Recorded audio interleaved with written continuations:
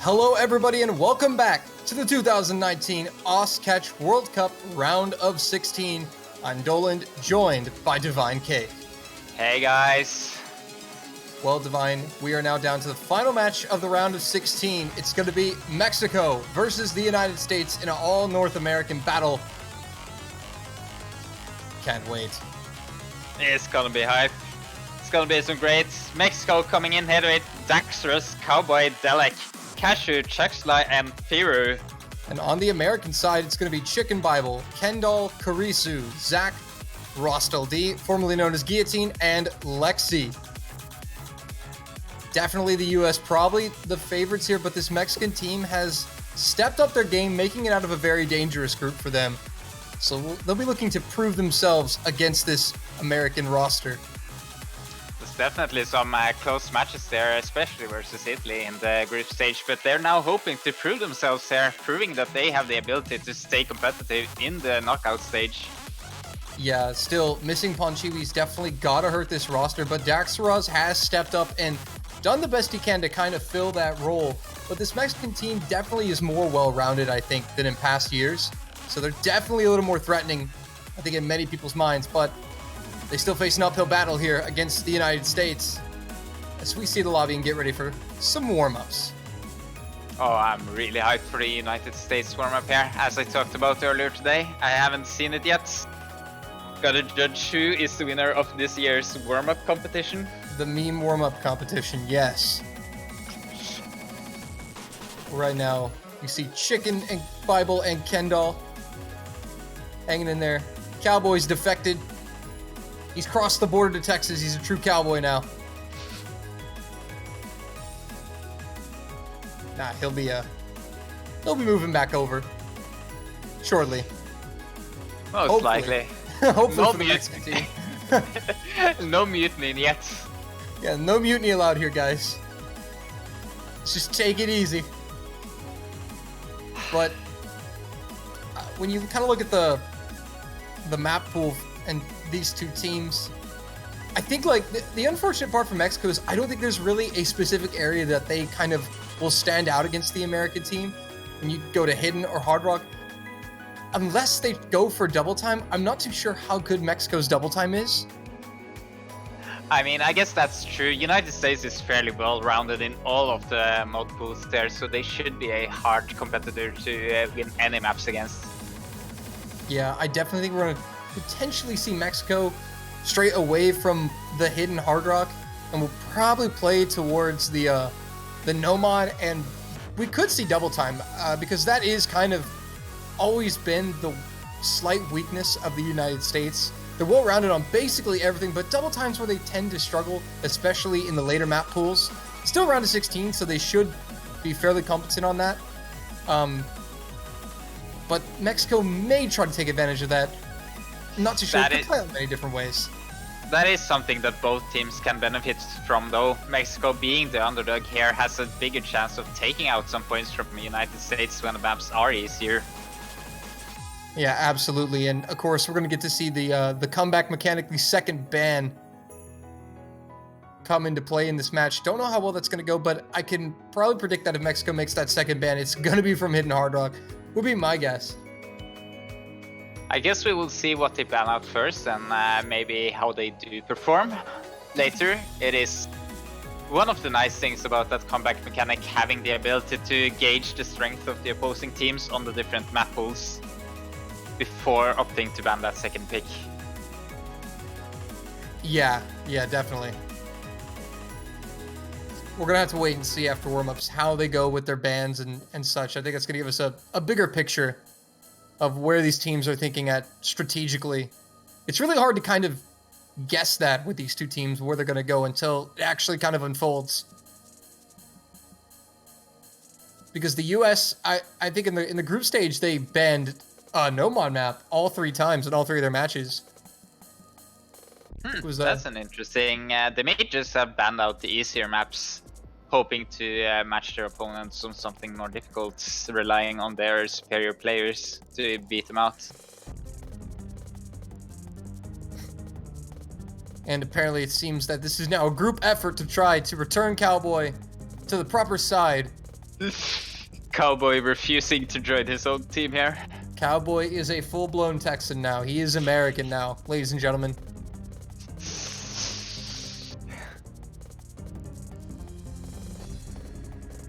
Stepped over the Rio Grande and said, nope, I'm an American today. Biggest plot twist of 2019. Top 10 anime betrayals right here.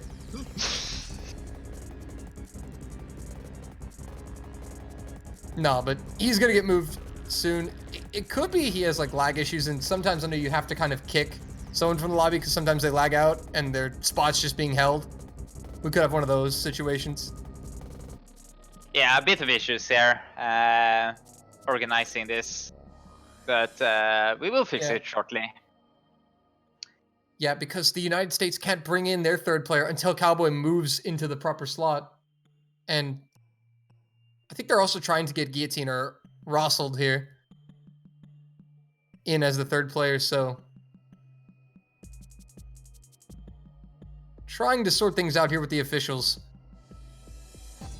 But we should be rolling right on into warm-ups as soon as this is resolved. You gotta love the technical difficulties, Cake. It's beautiful. Makes everything better. It's mandatory. It makes it more human, you know? Yeah, it can't be a Catch World Cup without some slight technical difficulties.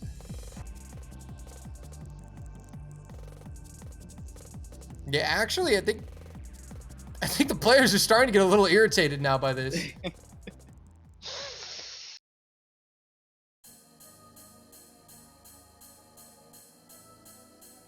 Nerves playing in here, wanting to get some match going maybe.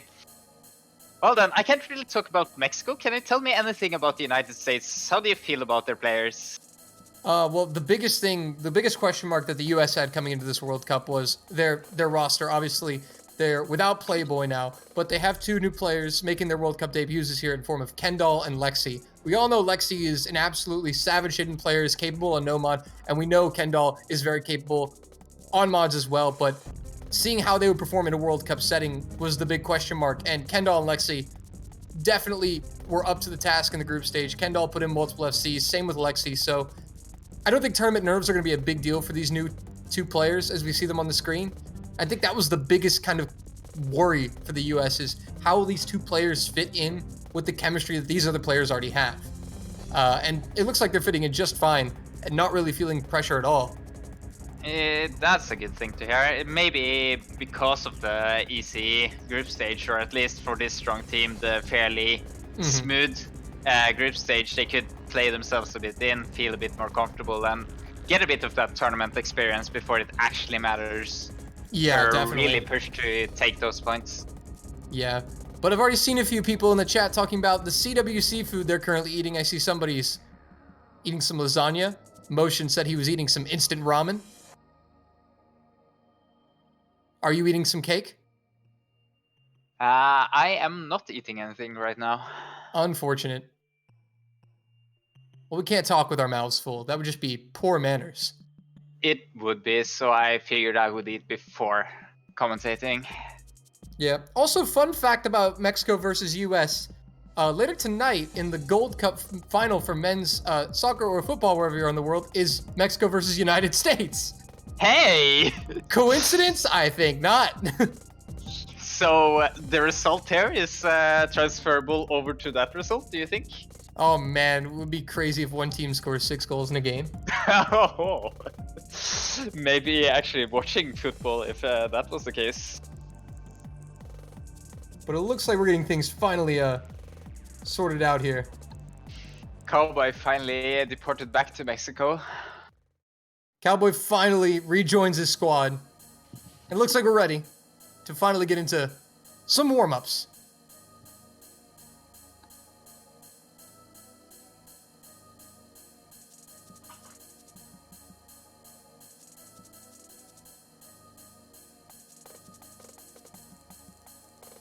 Switching here, we're going to be getting anti-life here first, and it's a US warm-up, as you can see the mapper. Russell Guillotine, formerly known as. Heard some boring words there from Chicken Bible. This not being a meme map. You know, sometimes the Americans don't go with a meme, they just go for a map they like. It really depends on the mood. Sometimes they're in the mood to have some fun, sometimes they just want to play a fun map.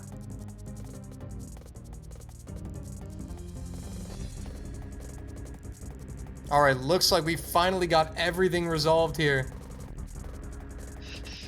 We are going to be hopping right in to the first warm-up on Anti-Life.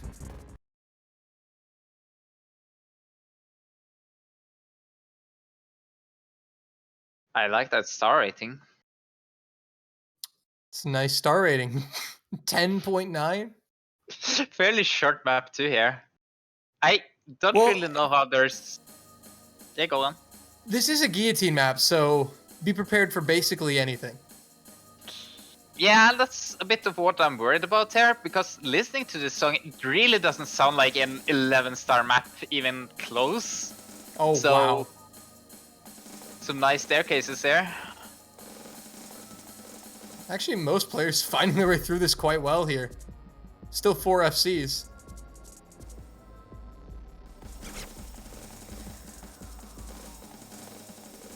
CX Lucia going with that hidden no fail. Going for the style points here. Cowboy had a 300 combo. That is pretty ridiculous on this map. It's pretty strong here.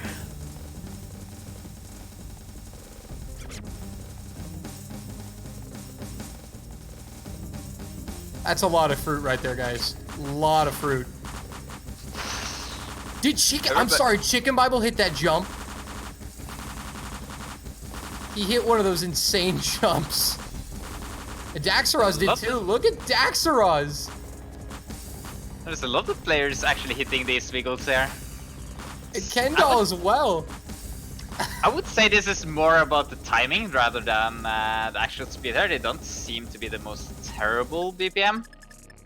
Though I can't say that without playing it myself. Yeah, I don't know. It probably plays a little differently. But that's definitely an interesting warm-up. Some wheels. Hey, Guillotine, Russell coming in with a C. Pro plays. Pro plays. 86% accuracy. Chuxla actually not getting the lowest accuracy here either with that hidden pick.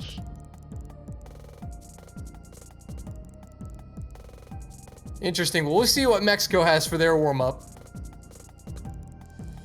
And after this warm-up, we'll be getting right into our rolls and bans and picks. Maybe even some maps. We should get those roll predictions in, but here we go. Oh, yes. This sounds more like it. Look at that diff name. That's official right there, folks. That is... doing it proper.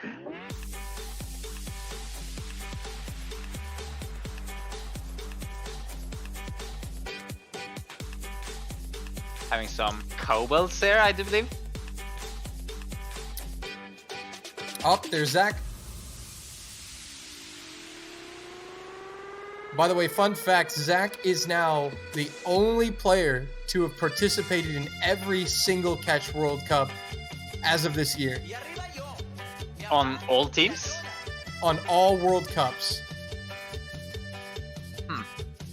That's a fun stat.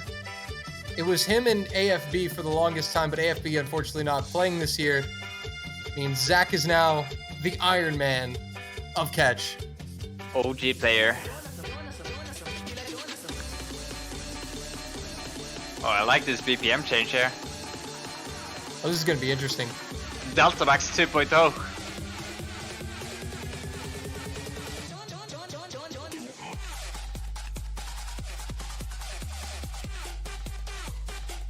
And we're also getting to see Karisu. I love the fact that Karisu is on this roster. His return to the World Cup. Such a great player. Just kind of stopped playing for a little bit, but Karisu is a dangerous player as well.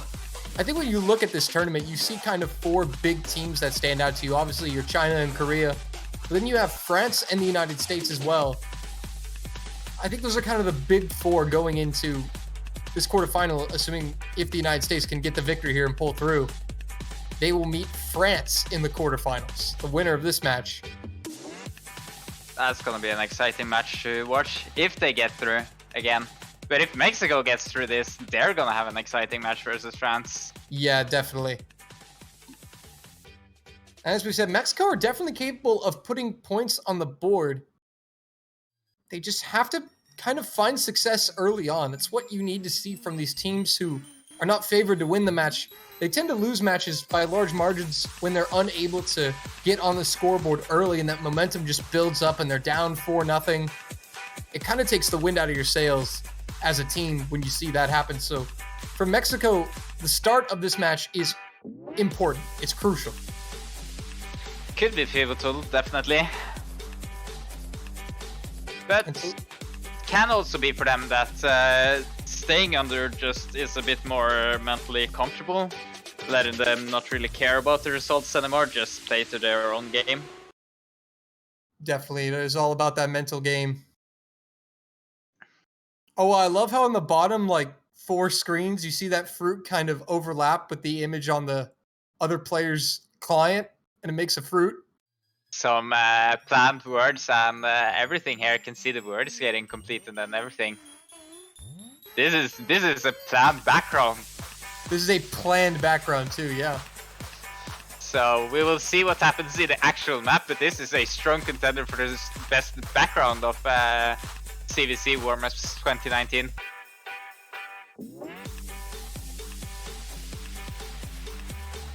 It's already got the looks of a great meme warm-up. We'll see how it plays here.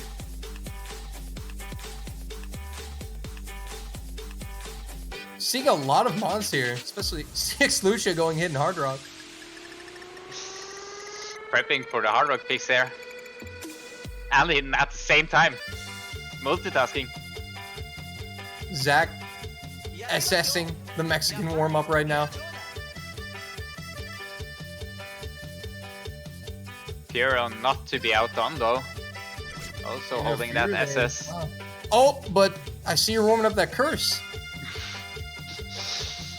My curse game was strong earlier today. Gonna keep it going here. Keep it going, man. Down to 1 SS.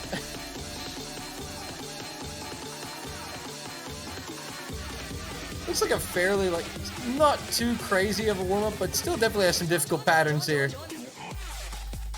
Some bullet trains, though definitely not the harder of the warm-ups here.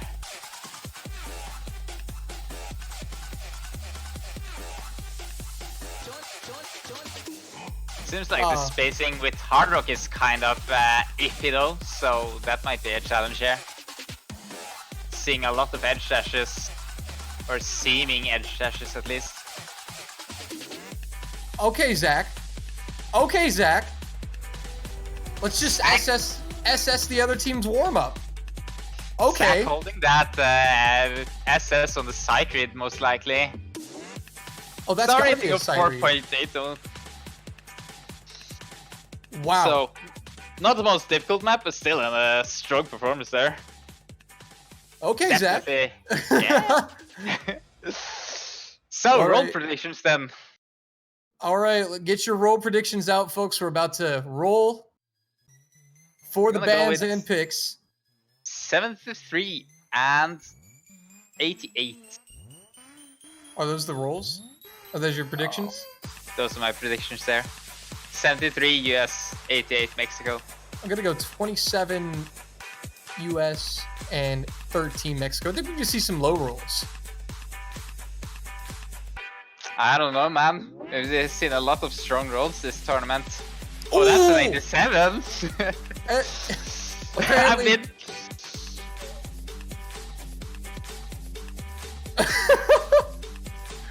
Guillotine's like, I want to roll too. Russell. But Chicken Bible is the captain, so his roll will count.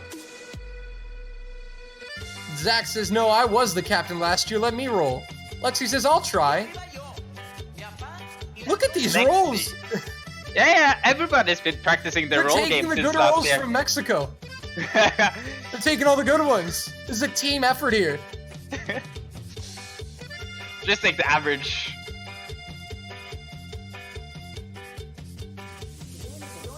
Just take the average. But Chicken Bible's roll will stand.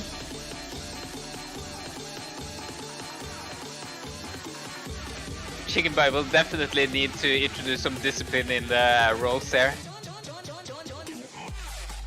Oh my goodness. Chicken Bible's roll will stand. What was it, an 87? 87. And a 55. One of my 88 there. 85 from CX Lucha, so United States will win the roll. They will choose what they want to go first. Pick first or second.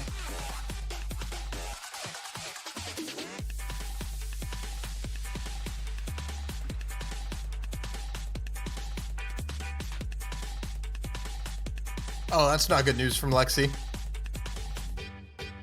And the Americans will choose to pick second here. Which means they probably have a map they really want gone from this pool. Well, they still could just wait until the second ban and ban it. I'm guessing they just want to see what Mexico opens with there. Maybe base their pick off that instead.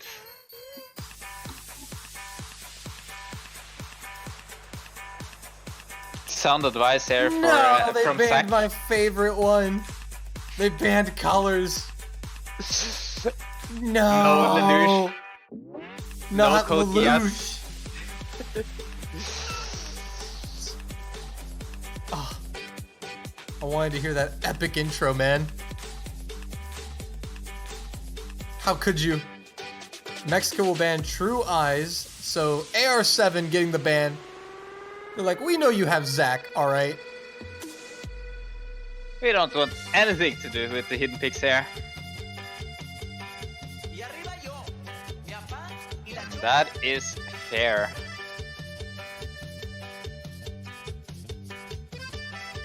Well, alright, and that's gonna mean Mexico will be up to pick first here. Two really popular maps getting the boot from the pool here. True Eyes being popular? I haven't really noticed a lot of players playing it. Seemed like a lot of players just neither banned nor picked it. But maybe I've missed out. I haven't had the time to watch all of the matches here.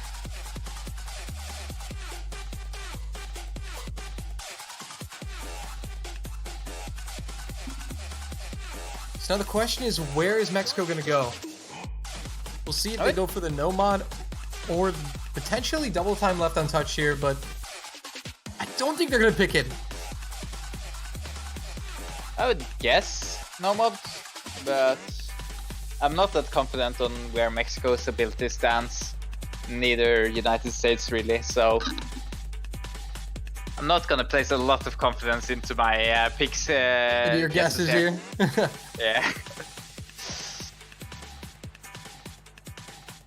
Mexico really taking their time here. And as I kind of mentioned earlier, this is a really important pick for Mexico because their first pick, a chance to get on the board and establish some momentum, get some confidence. So they really want to pick a map that they know they can do well on.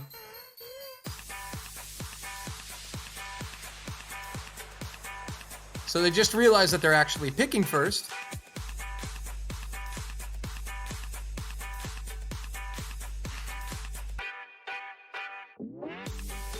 Probably used to teams winning the roll and then picking first, but the US elected to pick second and ban first.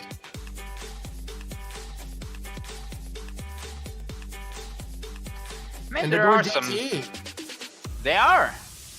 So they're gonna go with Timeless Time. Kawada Mami from the DT pool. Timeless time, double time. So they're gonna try to play to the Americans' Achilles heel, their slight weakness here, I think, double time. The question is, how good is Mexico's double time?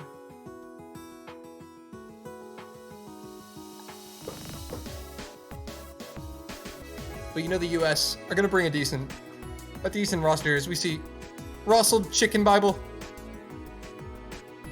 Filling the lobby, we have Daxaros, CX Lucha, and Cowboy in the lobby from Mexico right now.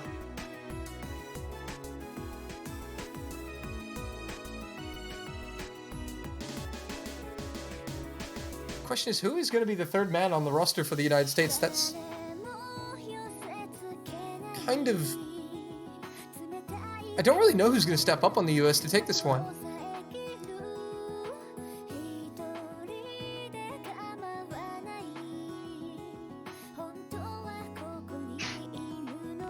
And they're rolling forward, it looks like.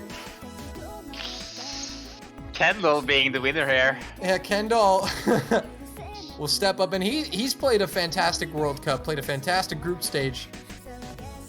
So hopefully he's still feeling good with that momentum from last week.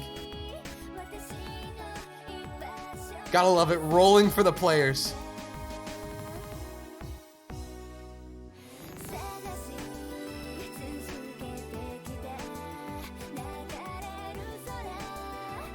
So looks like we're gonna get mods taken care of here, and then we are set.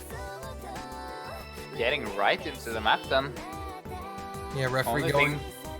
There it is. Start 10 in from the ref, and our final match of the round of 16 about to get underway. Good luck to both of the teams. So Lucha and Daxaros will also tack on Hidden. Cowboy, Chicken Bible, Rosald, and Kendall still just gonna stick with the regular double time. Seemingly a majority preferring without the mods. Yeah, again, Hidden providing no score bonus in Score V2 and Catch the Beat, simply for reading purposes.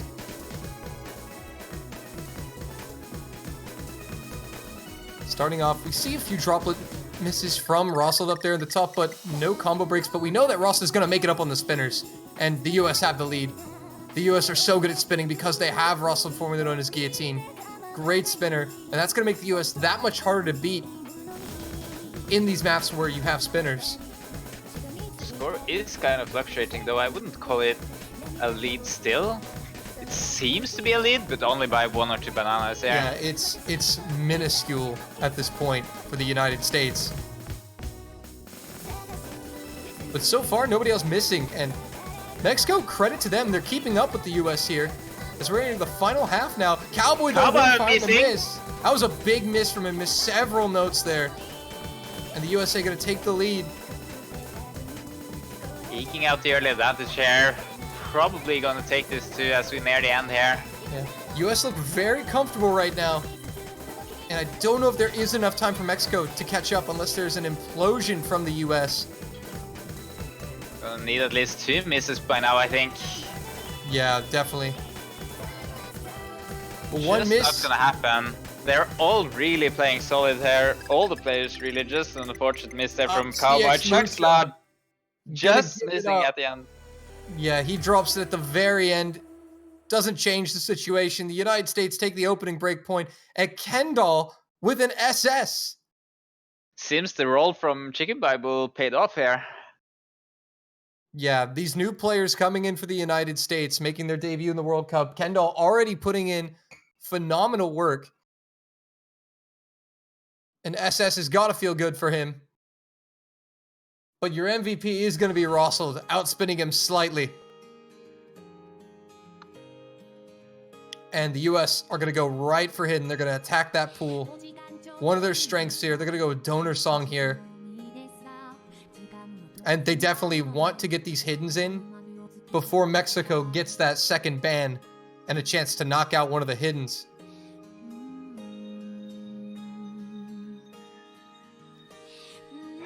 No hesitation on picking that either. Seems like they have their plan ready there. Yeah, they have their players ready. So Chicken Bible and Kendall will sub out here. And we'll see Zach and Lexi come in alongside Russell.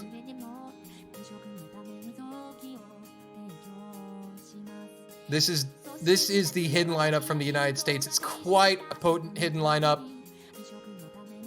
There aren't too many Hidden lineups that could probably beat this on average. And Lexi, another one of the new players coming in. An absolute monster on Hidden. Then you have Zach.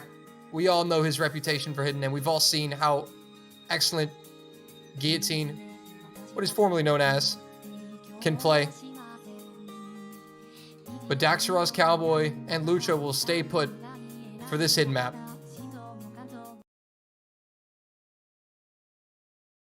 So here we go. Going into some AR8 hidden. And again, this is right up Zach's alley. So Mexico already kind of starting on the back foot here, but we'll see if they can hang tough and snatch a crucial break point. This would be an amazing break point for Mexico if they were able to take it to win a hidden pick. And then if they're not confident on the last one, if and when they get that second ban, to ban out that last hidden pick could be crucial for this Mexican team. An early miss there from Daxaros. Yeah, Daxaros is going to find that first miss early on. AR8 is so slow, and we just played double time.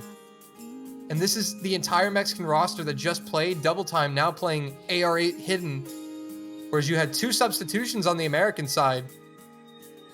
There's a big change between those two. Not as big as, say, Hard Rock to AR8, as the double time speed up of the catcher is also a significant factor there. But it's gonna be hard for them to readjust their reading here. Yeah, but fortunately for Mexico, it's a 3.5 minute long map, so there is plenty of time for them to get back in it. As Daxaros does recover his combo back up to 200, stop the bleeding. 50 combo behind currently. Only gonna require 1 miss from the United States at this moment. Yeah, and actually a miss from the US would hand the lead over to Mexico, but yeah, but Cowboy's gonna be there first there. A Cowboy, the next one to drop here. It's still a triple FC from the United States. Lucha's dropped, so all Mexican players have missed once. Cowboy again. And the US looking very comfortable on AR8 hidden. Double SS here. Slight accuracy drop from Lexi is all they have to show here. Daxaros will continue to struggle up there, finding yet another miss. And again, accuracy is tanking for him. And the Americans just look so comfortable on this. Only a few one droplet miss from Lexi, I believe, is all that the Americans have given up. And another miss from Daxaros. Seems basically decided already here. Mexico is gonna need a lot of misses here from the United States to recover this. And yeah, given the solid play here, I really doubt it's gonna happen. Yeah, they're gonna really need Daxaros to anchor down here and kind of try to build some combo and hold the rest of the way, because Cowboy and Lucha are now back over 200. It's just Daxaros who has been struggling and leaking points. If they can hold above 200 for a significant amount of time and catch a few American misses, they'll be right back in it. Yeah, the problem is the map is almost over. Yeah, the map is almost over, so they're going to need that pretty soon if it does come. Zach did find 1 droplet miss, but that's it. Beside the droplet miss from Zach and Lexi, Russell still holding the SS. Cowboy will drop once again. And that's going to be it here. Definitely. No way to recover this here. And the US going to take a 2-0 lead over Mexico here early on. Just 2 droplet misses. The difference. Lexi, though, will outspin Rosseld in the end. Look how close that is. 294 difference there from them two. Wow. An SS from Russell. FC's all on the American side. Now Mexico with the pick. And this is actually a very important point here for Mexico, because down 2-0, don't really want to give another break point here to the Americans. They really need a point on the board. They really want it, though. With that loss here, if they do get that loss, they can ban out the last hidden pick and at least stop the bleeding there. Yeah, the only solace for Mexico is that if they do get this next pick broken, they will get a second ban and can instantly target ban that last hidden. I think that's what they would go for here. That seems to be the idea. Almost 300,000 in the dump on this previous hidden pick here. But here's also the conundrum. If Mexico win their point, the US can still pick that hidden map. Yeah, I would still take the point though. Yeah, obviously, you do want to take the point. Excelsior coming out there. Yeah, from the Hard Rock pool. An interesting Hard Rock pool we have in this round of 16.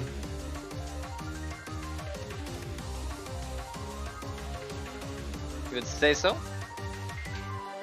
Yep, I mean, there's a lot of good songs. There's a lot of good songs. I just, from what I've tried of them, they really don't seem that terrible to play through. Not a terrible difficulty spike from the group stage here. Yeah, problem is the United States, an excellent Hard Rock team when you've got Chicken Bible and Russell right there. I think the general problem with the United States is they are an excellent team all around. Yeah, but Mexico, I think, is a little bit more proficient in Hard Rock than other mods. If I do remember correctly. Well, we will quickly see here as we get into the map here shortly. Yeah. Molkis says Mexico is an HR country.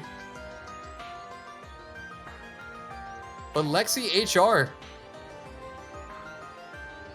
Not something he's known for, but he can do it.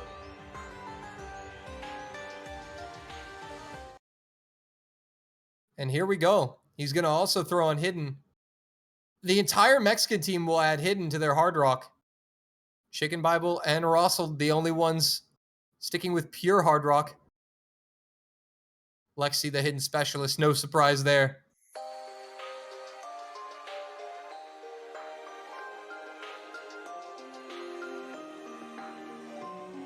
So here we go. We'll see if Mexico's Hard Rock is up to the task. Seemingly Mexico matching or maybe even winning the spinner there actually. Yeah, signifying some practice here on this map. Yeah. Well, if they are hard. Oh, Lucha with an early miss, very early here. So not really going to hit Mexico too hard, but he's going to have to recover, get that miss out of his head if Mexico wants to take this point. And while the Americans are looking very comfortable right now in the first 200, Daxaraz and Cowboy have settled in. Lucha the only miss.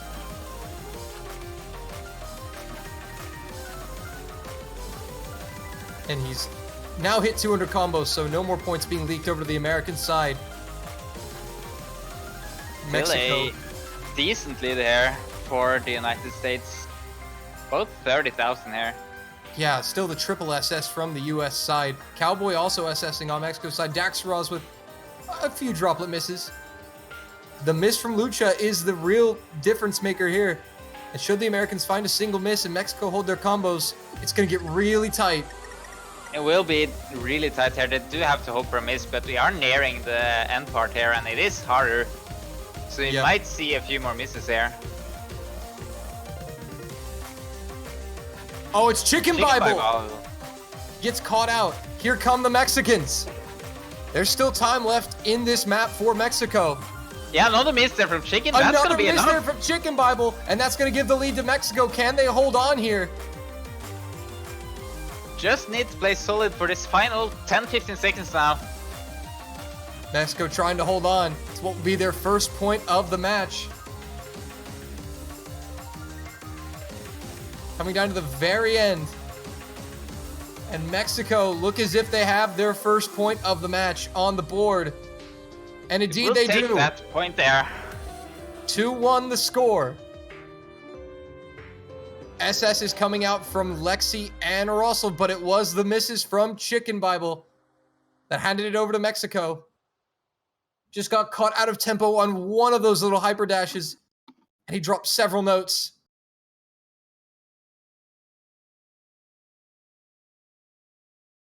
Brilliant stuff from Lexi. I mean, Lexi is not known for hard rock, but he can play it very well, as he just demonstrated. He really is such a threat in this American roster, and he fits in so well with a lot of their compositions. But Mexico, able to play really solid as a team. Just the one trip up from CX Lucha. Exactly what they needed, Divine Cake. Yeah, exactly. But we can see here how solid Mexico needs to play versus the United States. I do believe that's the first miss the United States has had this tournament, or this match here rather. And only a slight miss there from Chicken Bible, and Mexico takes the lead right away. Yeah, well done from Mexico, but they only have one more Hard Rock pick. So yeah, United States banning out the other Hard Rock pick here. Much to Dolan's dismay, it seems. Why couldn't you ban the other one? I just want to hear my Code Geass, my bum-ba-da-bum-bum-ba-da-da. Just one time. Just once, I see. It's so good. But now the pick from the US, I mean, the thing about the US is here they could literally go anywhere. I would Except guess for they Hard would Rock. just take another hidden pick Yeah, before Mexico has the ability to ban that out. yeah, it seems like the obvious choice here. But no, they're not. They're gonna go for Sanchi Suime.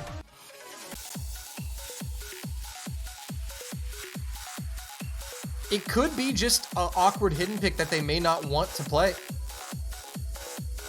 Could be.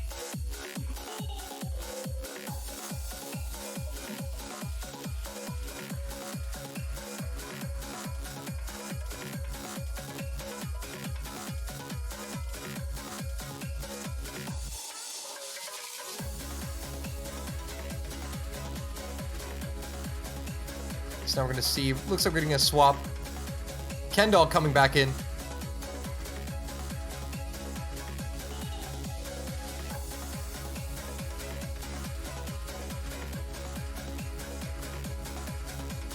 And still, I don't think we've yet to see a substitution on the side of Mexico.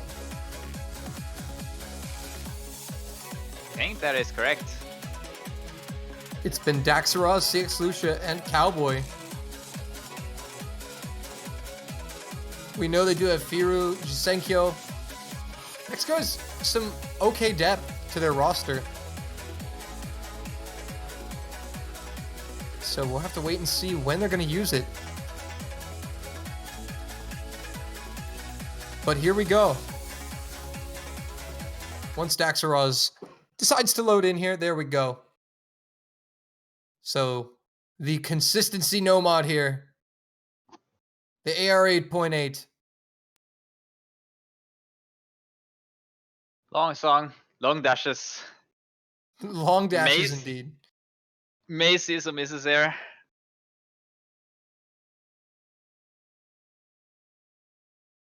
Still waiting for the client to load in here, and we are ready. And synced up and ready to go there. Oh, an early miss there, really early from Chicken Bible. Yeah. Check And that back Daxaraz, yeah, double miss from Mexico there. And again, this is a big change going from Hard Rock to AR 8.8.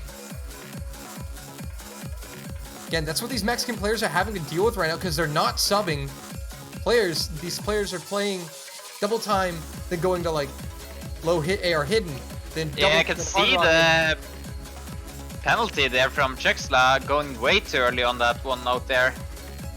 Skipping it entirely. Yeah, so the United States with the lead with just a single early miss from Chicken Bible. Lucha again getting caught out there. Seems a bit of nerves is creeping in here as Cowboy and Chexla both were a bit late on catching a few of these now seem a bit slow on the catcher. Also Chexla definitely being a bit early here, sometimes being used to a bit higher AR now. Oh, he's not able to hit that wiggle as well. That's a big drop there from Lucha. Gonna extend the American advantage even further. Oh, and Daxaros and Lucha get caught out, and that Cowboy the only one on the Mexican side able to nail it. Seems like a very beneficial pick here from the United States so far. Really outperforming Mexico, showing their consistency again here. Yeah, Cowboy doing all he can, but unfortunately his teammates, Daxaros and Lucha, just struggling here on some of these back fourths. It seems on these quick, small directional changes are where Lucha and Daxaros are struggling for the most part. This is a balance there. You need to really be on the feet here, dash as soon as possible, but not be too early. And when you're used to that AR-10 here, it's really easy to just do it a bit too early and then try to compensate by being a bit later, and then you fail to dash it again. Yeah, also AR-8 is not exactly a common AR that I think most people practice with or that are used to. No, I would guess a lot of these players here are more used to AR 9.5 and above. Yeah, Six Lucha getting caught out once again on those small directional changes. Catching the stack, so Cowboy will give up his FC. And Mexico with only one combo above 200. Chicken Bible, though, will find a miss. But fortunately for him, he's got his teammates backing him up with near double SS's. Russell and Kendall staying strong here, both with an FC it seems. Lucha as well matching that Chicken Bible miss there, so score difference not really counting either. Yeah, Cowboy Lucha and Daxter is being above 200, so just as I said, Cowboy missing Trickslot just before him.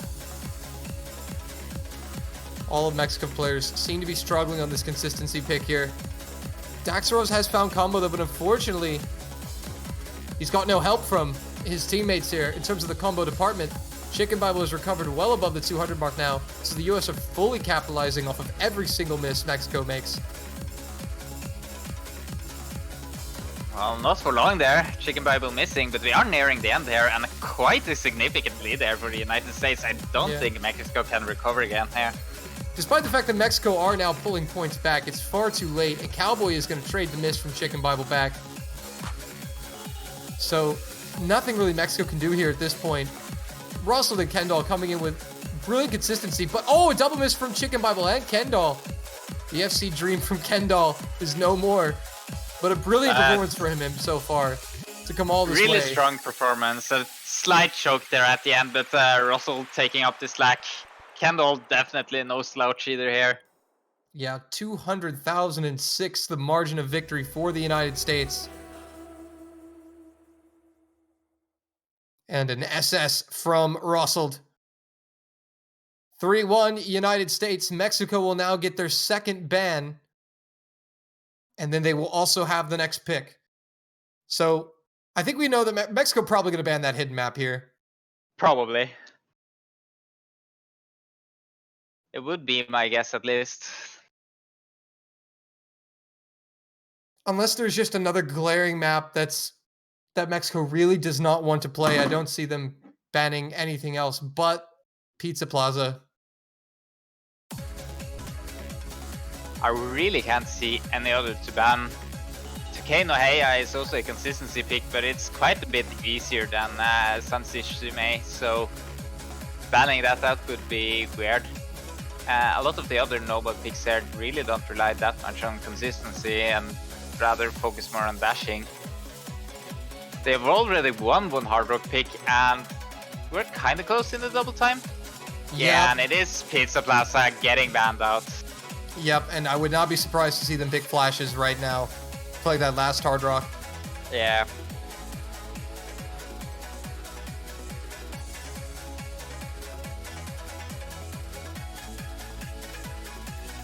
Okay, Zach, you can leave. Oh, poor guy.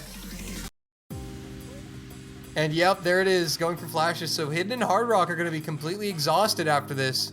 Only Nomad and DT will be left in the pool.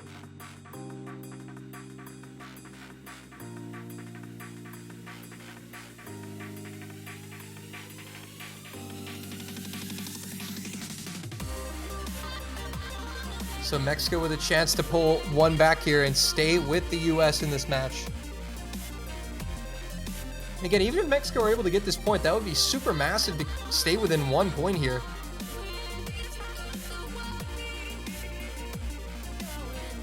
The problem is that there's only Nomad and DT left after this pick. I don't really know how Mexico are going to be able to find points here, easy points here in this pool against the US. They would definitely have to fight harder here, as it is one Hard Rock pick that is their only point there, having lost in both Nomads, Hidden and Double Time here. Yeah, they're going to have to play into those mob pools after this regardless.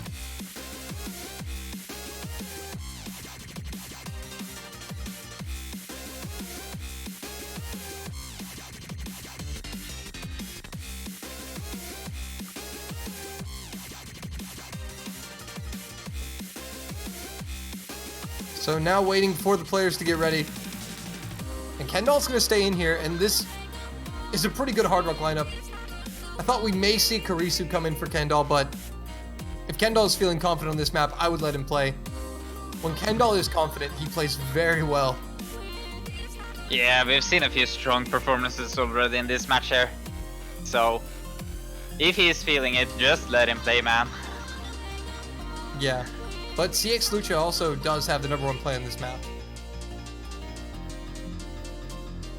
With the hidden Hard Rock score, so...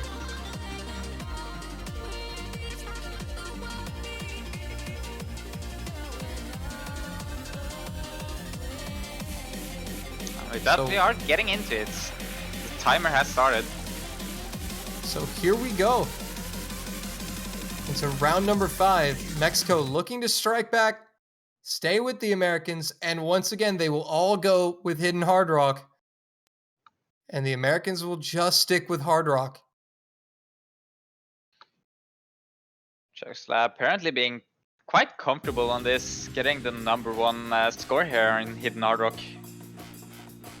Yeah, definitely. Gonna want to watch out for him. But also, this is a... he does find an early miss there. I think he missed a few notes. But if you're gonna miss, that's where you want to make it. Yeah, if you miss, though, you want to miss at the beginning, so you don't cost your team as many points. So, Mexico's still not going to be out of this by any means at all. Beginnings and end are the best ways to miss, at least. If you want to miss, you want to miss at those two places. But also, I do worry for Mexico a little bit because this map is almost 4 minutes in length, and we just saw Mexico has a few consistency issues, but on Hard Rock, it may not be as bad. But we'll have to see how they hold up over the long course of this map in the long run. We'll see how confident they are on the high AR, high CS maps area. Can they get those edge dashes in? Yeah. Can they also, time all of their jumps? We did forget to mention that Russell did miss also at the very beginning. Oh, right, that was a quick miss there. Yeah, at the very beginning. We did not point that out, so that's why the score is still insanely close.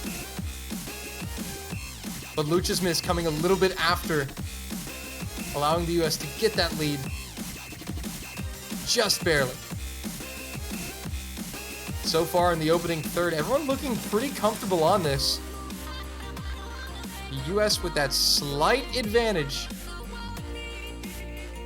And just look at that. About 10,000. Yeah, about 8,000 around that mark. Just under. Like 7,800.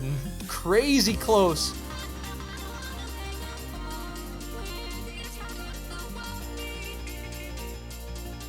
Slight margin, but could be enough here if everybody keeps this performance up here. Yeah, that could be enough for the US at this point, but still much map left to be played here. And they know Mexico are good on Hard Rock, but also Mexico know the Americans are good on Hard Rock as well. And that's why I was really looking forward to seeing these two teams battle here on Hard Rock.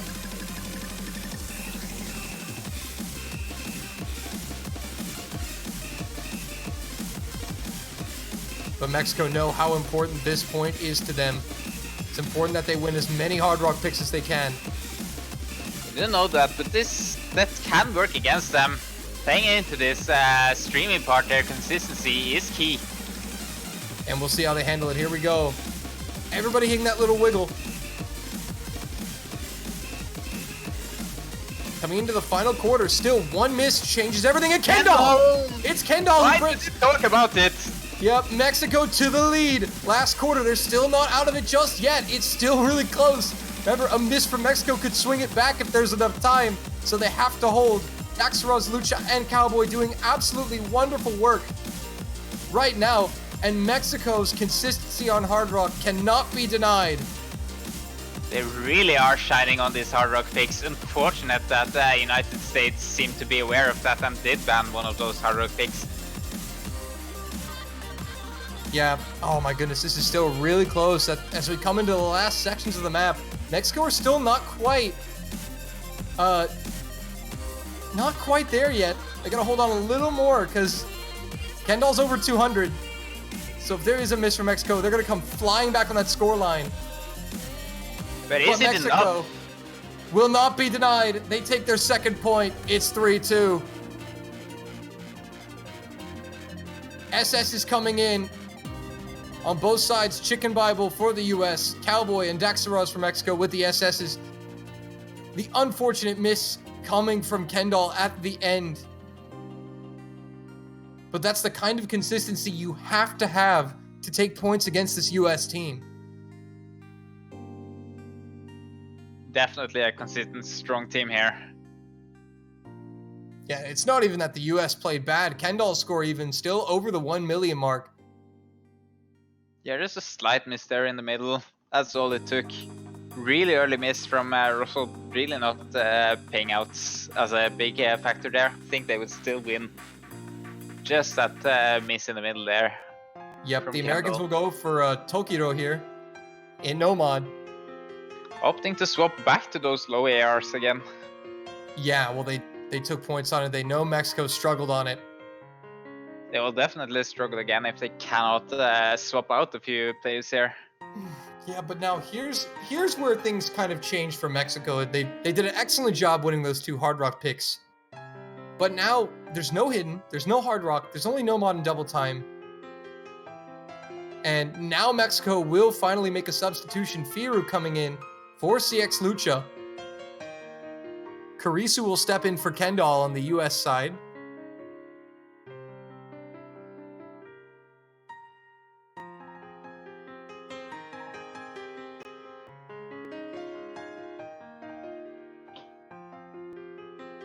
So it's gonna be very interesting to see how this plays out. I think it's gonna get a lot harder for Mexico from here on.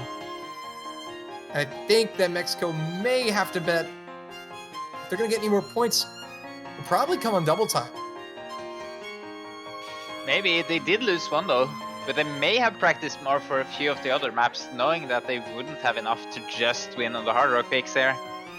Yeah. And here we go. Onto the AR8. No mod. This one, very short. 2 minutes. About 2 minutes. So misses are crucial here. And misses can be rapid as well. We'll just have to see here how strong these players can perform in these changing AR environments. Yeah, we are going through some crazy AR changes from Hard Rock now to AR8. No mod. But Firu, actually, the sub dropped, finding a lot of accuracy misses here. But Karisu does drop as well, so the substitute's struggling right now. Karisu missing yet again. This is such an awkward chart here, and he's really struggling right now. Doesn't really matter about that accuracy as long as you can get the combo. Karisu, meanwhile, struggling a bit on that. Yeah, really struggling there. And Firu able to hold the combo despite the act drop is going to keep Mexico ahead. So Karisu trying to recover and keep his team in it. Only about 1 or 2 misses there from Mexico. Does get caught out at the end of that. Might be enough here. Karisu will trade it though. So nope, Mexico still holds the lead. Halfway through. Quick map here. This is a very awkward map to sub in on, just due to the nature of it. And Firu will miss yet again. Will the Americans be able to capitalize off of it this time? No, Karisu trades it back. Yeah, and that's might be game. That might be it. We may be looking at a tie game right now, folks. Final quarter. If there's anything going to happen, it needs to happen soon for the US if they're going to take this point.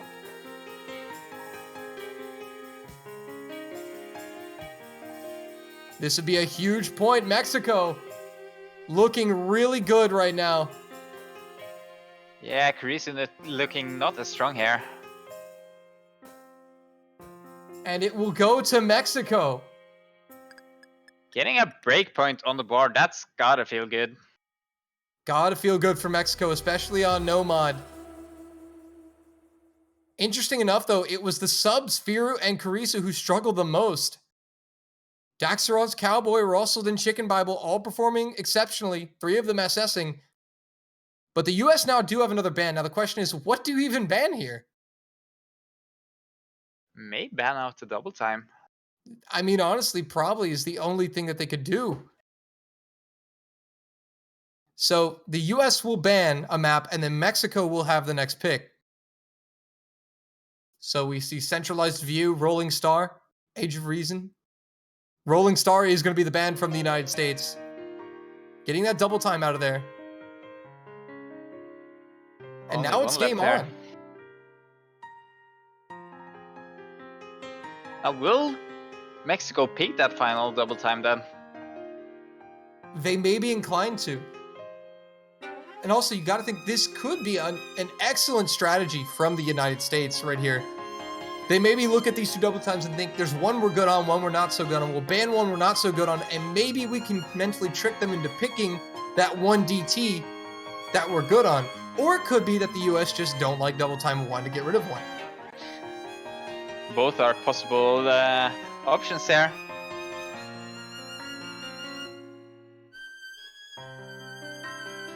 And so now we wait for Mexico. And apparently that was the map they wanted to pick, was Rolling Star. You see the sad face coming from Cowboy as soon as that ban was thrown out. So you've got Fallen right here. You've got Age of Reason. You've got Tenyo. Seishin Sekai in the Nomad pool. And Centralized View. Really don't envy Mexico's position here. I mean, they did just take a point on Nomad against the US, which not many teams can say that they've done that.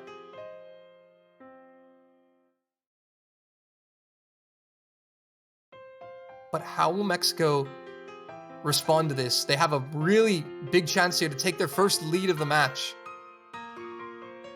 Yeah, question for them probably is, will we go back to another Nomad pick here, or will we just try a double time here? Seems that United States are tripping them up a bit here. Yeah, really did trip them up here with this ban apparently, because they're thinking really hard about it.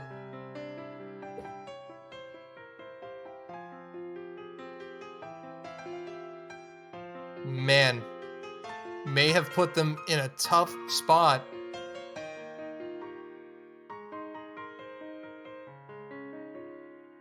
We just get to listen to this piano music. Can't complain. It's chill. Wow. I mean, the Mexican team appears to be stumped here.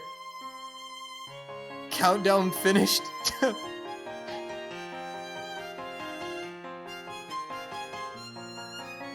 Yeah, at some point though, they will have to make a pick.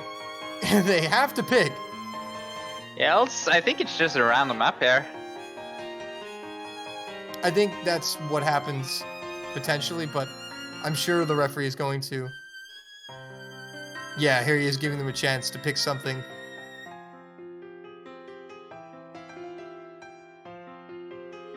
But also, we've got things to do, all right?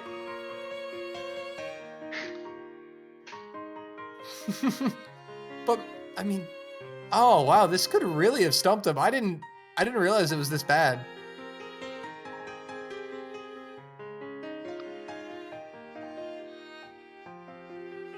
Yeah, oh, yeah. So Mexico don't have that much time left. The referee may give him one final chance to make a pick before it's just rolled.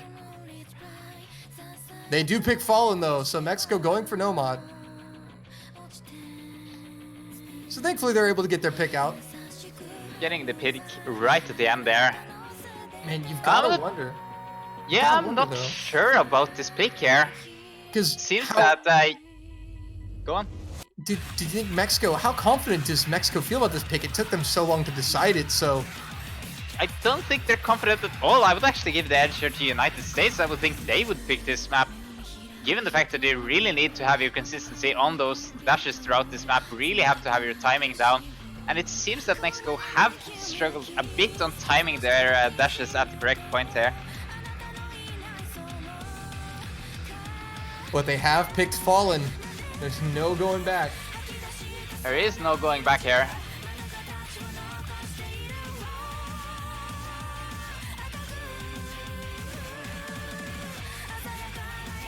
So it's going to be CX Lucha coming back in, replacing Daxaroz.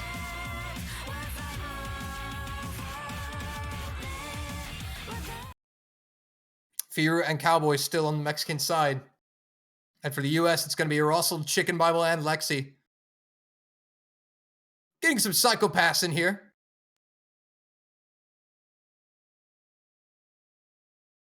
Good show.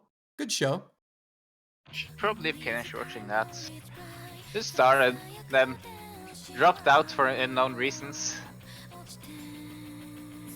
Well, here we go. Speaking of starting. So, man, this could really turn out. This is really interesting considering that Mexico was super stumped on what to pick. We'll see how confident they are in it. But yeah, as you said, you have to be consistent with your dashes and timing on this map. Yeah, so they seem to be doing fine for now. A few of these early tight dashes, they are deceptively hard. You can't really see the spacing, but the spacing is really tight there. Yeah, I'm going to keep my eyes. I think one player to look out for right now is Fear. He's already dropped several droplets. Looks a little uncomfortable on some of these movements, but does nail that. But Lexi is the first to drop. And so Mexico with the lead. Fear will trade it though. And Lexi does have the higher accuracy. So that's a tiebreaker advantage to the US if the combos do play out fully. But Chicken Bible will trade it. Firo missing again though. But Mexico still with an advantage. 200 combos plus to 1. That should be an advantage as Firo never got above 200 combo again. Yeah. So not that much. Mexico still hanging on. Should have a slight lead than Mexico's everybody. gonna take it. This is a surprise there. Mexico actually in the lead now. Their first lead of the match, SS from Cowboy and Russell, but the Mexicans now lead it 4-3. Fear able to hold on by 10K. That's the difference. Really close there. And now this is where it's getting dangerous for the US now. Unfortunately for Chicken Bible, he just seems to be finding misses on these maps. Yeah, United States don't have any hidden maps left to pick either. So They don't, with yeah. that, it is 1-1 in the... No, it's 2-1 in the normal pick here. United States holding 1 point above Mexico in the double time pool here. So it's down to Nomads 1-3 and DT1. Getting interesting here. Yes. We did not expect... Nope. We knew Mexico was a team that was capable, that has a depth. But I think the bands just kind of rolled out like perfect for him. Yeah, so what are... oh, the CLSW. I was gonna ask what they would pick here, but they're right onto Minato Ikina. Tenyi no Mai. Nomad 2.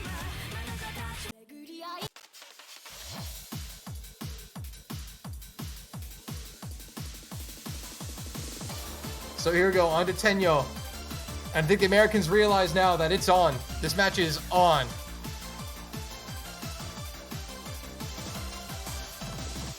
Mexico, they did everything right that they had to stay in this match. They got on the board early, stayed with them. And now they find themselves leading the US 4-3.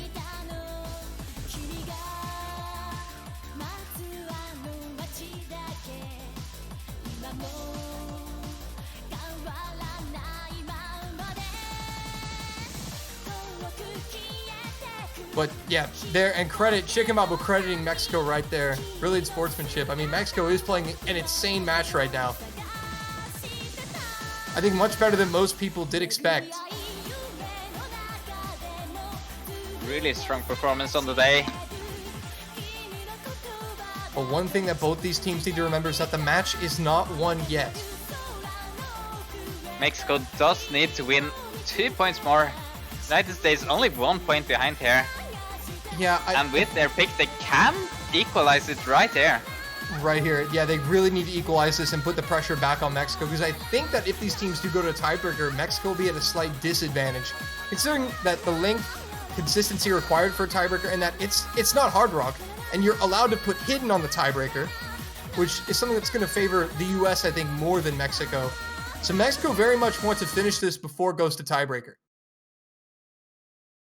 They're getting right into it, though. Gonna look out for those staircases towards the end, expecting a few misses there and maybe awful combos until that point there. Yeah, Kendall is in for this one. But here we go. US on their Nomad pick.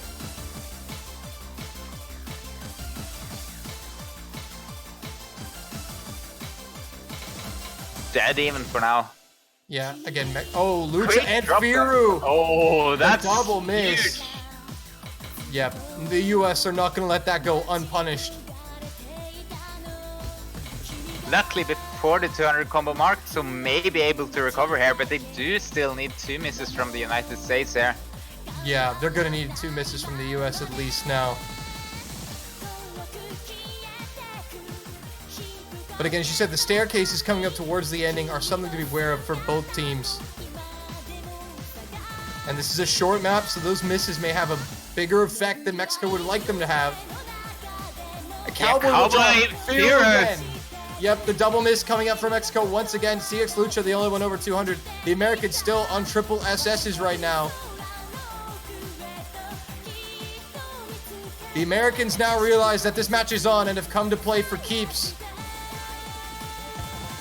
Yeah, not that they weren't playing seriously before, but definitely the adrenaline has to be running through those veins as Cowboy and Firu will find yet another double miss. Not helping the Mexican cause. Firu is struggling a bit on the day here, it seems. Not really having the time of his life right now.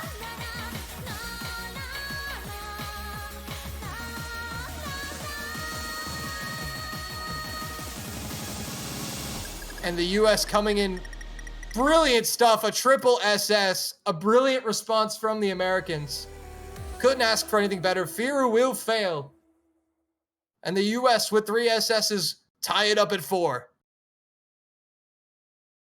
Oh, that would be really tough if Mexico was in the lead there. Miss at the end there, or fail there even for Firu at the end. But 3 SSs, hard to argue against there. Yeah. Lucky number 7. Lucky number 7. But here is the biggest test that Mexico is going to face this World Cup. The pressure now all on them. They cannot lose this next point. They would at least really like not to here. Yeah, you have 2 nomads, a DT left. You pick a map and you lose this point. You give it to the US on match point with a nomad left in the pool. So whatever Mexico picks, they have to be really confident on, and they need to win it. And that's why that triple SS from the US was the best thing that could have happened to them. Yeah, what do they pick now? Because they lost their double time again. They've won on their nomad pick. They're opting for never mind here. So you have just a little recap of what's left available. Yep, the referee providing some assistance for the Mexicans. And another big decision. This is going to be the biggest decision. Yeah, will they have a plan now? Well, they do have 3 minutes to kind of think it over. Oh, no, they're not. Centralized view. They're going for DT. They are opting back for that. Double time, hoping to take a point here on the double time now. Chicken Bible apologizing to everybody who had picked 6-3 on their pick'ems. A very difficult pick, but Mexico picking it quite quickly.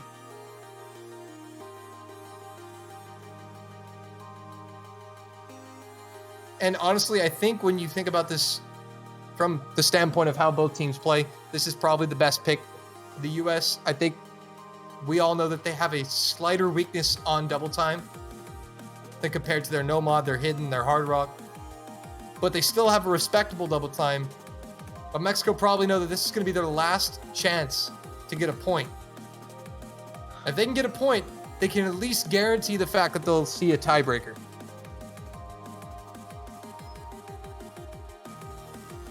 And with a point here, they actually have a mental advantage too. Yeah, United definitely. States and Mexico have both been trading blows in the normal pools here, so if Mexico can take the second double time, they will have a comfortable lead coming into the final pick from the United States.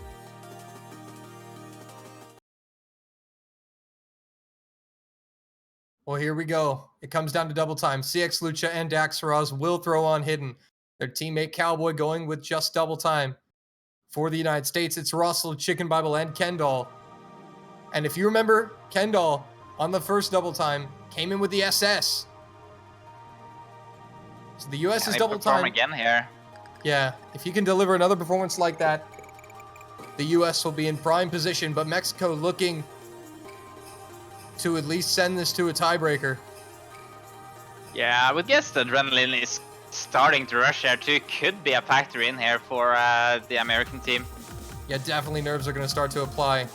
Maybe a little on both sides, but definitely right now there's more pressure on Mexico, I would say.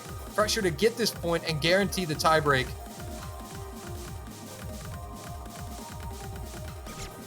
So far, slight act drops on the side of Mexico. CX Lucha, the first one to miss, though. That's going to give the US the slight lead. Quick map too, so lead is going to balloon here. Oh, another miss from CX Lucha. Mexico need help. Will the US provide a miss? Triple SS is at the moment from the Americans. No hidden mods on the US lineup at all. Yeah, it seems just as stable now as on the start of this match. Chicken Bible will provide the miss, though. And CX Lucha recovering to 200, trying to get up there to fully capitalize off the miss and try to make something happen. He's missed twice, but trying to give his country a chance here. Mexico going to try to run it back. I think they're going to need a little more. 1 or 2 misses there. I think one more is all it will take. I'm not sure here. But Chicken Bible on the recovery. Well done from him. Yeah. Mexico not going to be able to take it. Here. And it's a break point for the US. They lead 5-4 with the pick next. And the SS is coming from Russell then Kendall, once again, who has shown up big on double time today for the Americans. Chicken Bible with the one miss. But fortunately, his teammates back him up. And now the question is, which Nomad will the Americans pick? Age of Reason or Toki no Heya? I would guess Age of Reason. 50-50 shot here. Flip a coin. No, but I would take Age of Reason, seemingly because the spacing would give the United States the advantage, though Fallen was a strong performance from Mexico. So yeah, it could be anything here. Mexico not out of it yet, but definitely not in an advantageous position.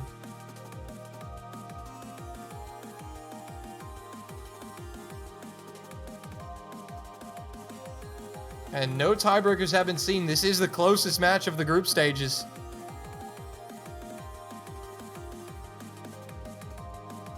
Cowboy already throwing out TB hype. Mexico feeling confident. Hopefully. That's going to be some hype here.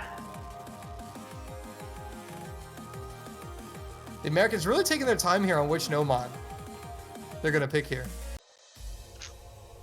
Age of Reason, hey, there you go. Opting for the Age of Reason here. I think it is a smart pick from them. Yeah. So Toki no Heya not going to be picked in this match.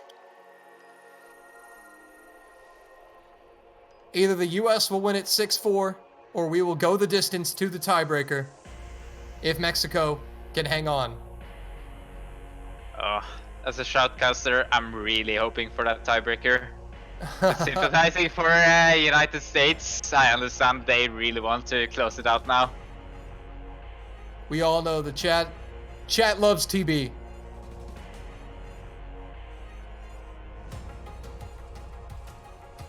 Yeah, Chicken Bob really giving credit, but we got to give credit where credit's due. Mexico has absolutely stepped up this year. And I think they went really unnoticed. They went unnoticed because they barely made it out of their group. Didn't really get much of a chance to shine against big teams and make a super good impression, but they were able to hang on, make it to the round of 16, and now they're playing against the defending runners-up, potentially sending it to TB here if they can take one more point.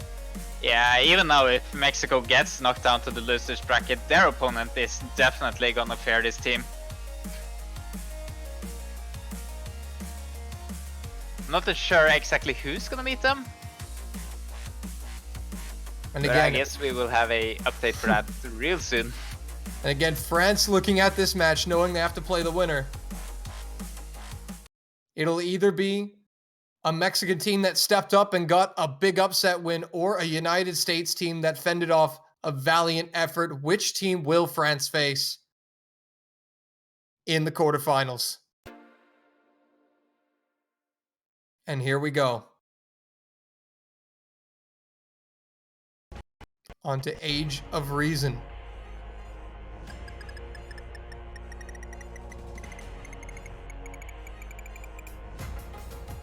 Such a hype map to get here just before the tiebreaker though. Yep. Really great song. Spinner advantage to the United States slightly. Yeah, seem to be taking a lot of these spinners. Russell and Lexi being really strong spinners here. Here we go. It's only a 2-minute map. Some misses are going to be punished to the maximum. Into the first key eye. No misses yet. Not even at 200 combo. Firu! Oh, but he will be the first drop. And he's got to hang on if Mexico are going to have any chance of recovery here. But is it enough? Because Chicken Bible, Lexi and Russell all showing really strong performances here. Chicken Bible probably being the lowest performer here on the day. May miss something. A Cowboy with the miss from Mexico. Oh, that's gonna be devastating here. They need really an believing that implosion. lead. Yeah, Mexicans need an absolute implosion from the Americans. Yeah, another miss from Firu. And that's not looking good. Final quarter. Triple miss here. Yeah, and final quarter. The Americans looking like they're going to advance here. They're going to need something crazy to happen to keep them in it and send it to tiebreaker. Whoa, wait a minute. Okay, client lag. Some client lag there, also. We have, okay.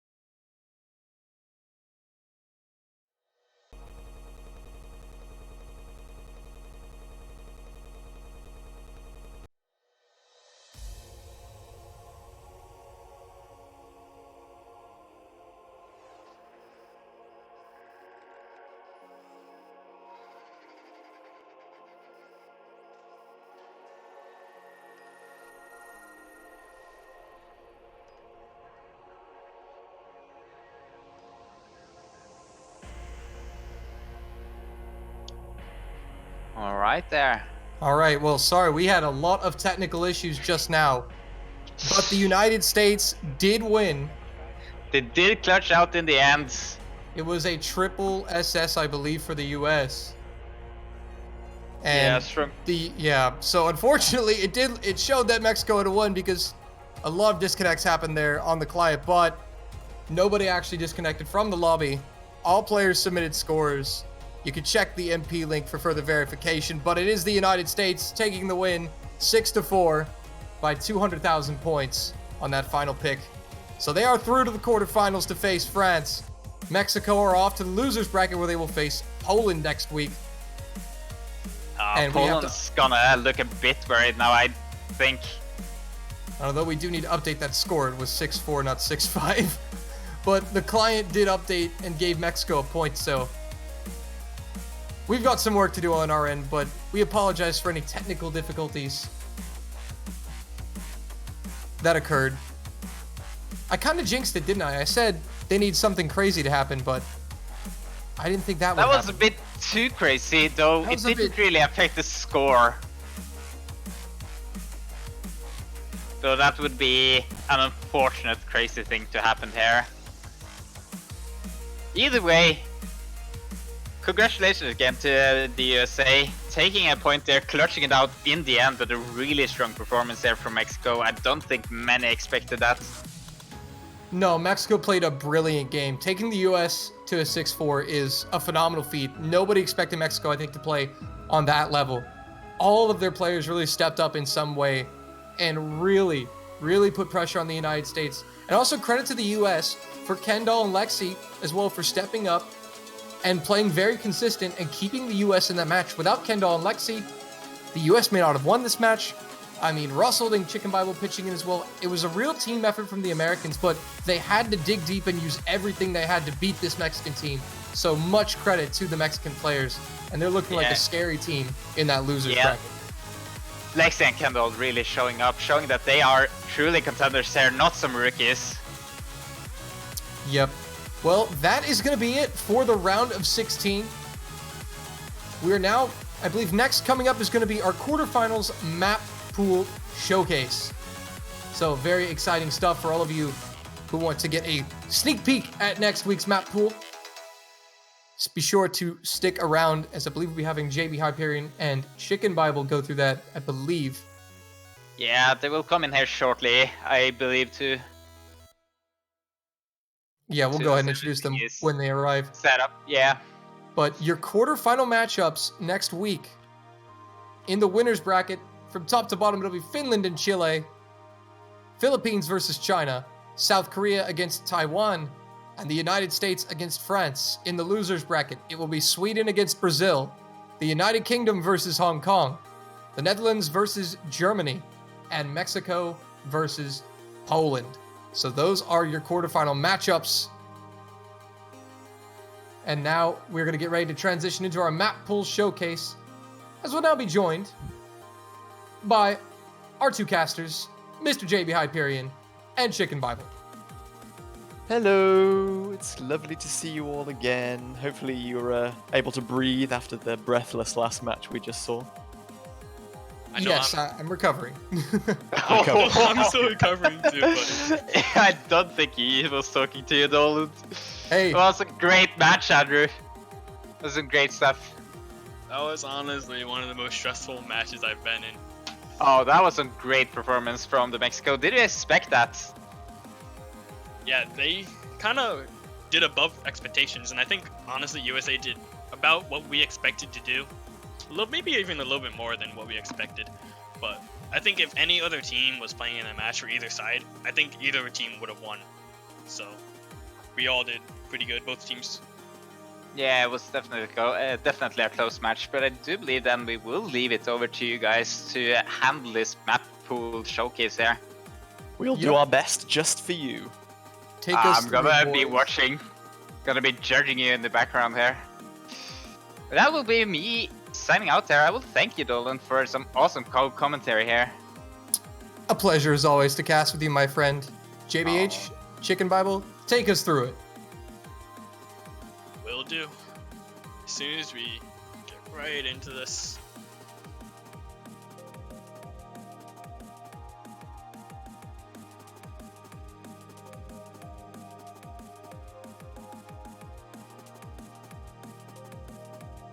So yeah, thank you very much to Dolan and Divine Cake for covering that pretty amazing previous match, but it is time for the quarterfinals map pool showcase. And we're going to be starting off, as always, in the no mod pool with more featured artist type, this time Unconquered from Hellblind, mapped by iDust, someone making their very first appearance as a mapper in CWC for this 2019 edition.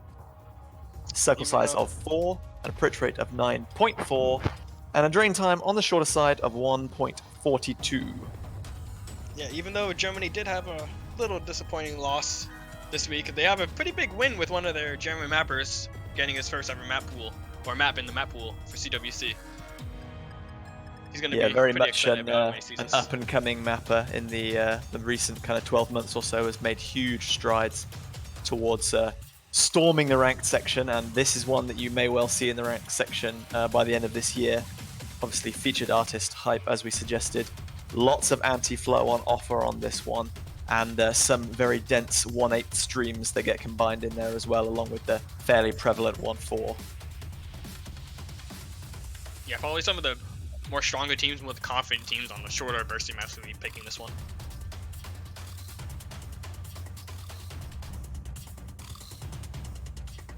Song does a good job of balancing calmer and more intense sections, giving players like a quick burst of energy and then a nice little break, and then obviously bursting straight back into a more difficult section. You can see there's some really high slider velocities and some snappy hyperdash chains in here as well. A little bit of everything on offer as far as flow and snapping is concerned, I think. Even got some little wonky sliders over here.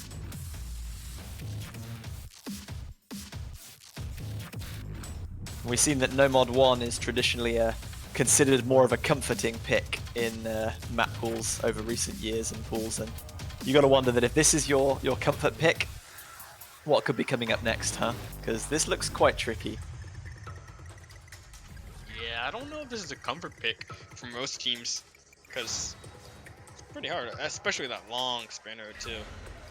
It's going to be pretty brutal if you can't spin on that pretty well. 20,000 points just from the spinner.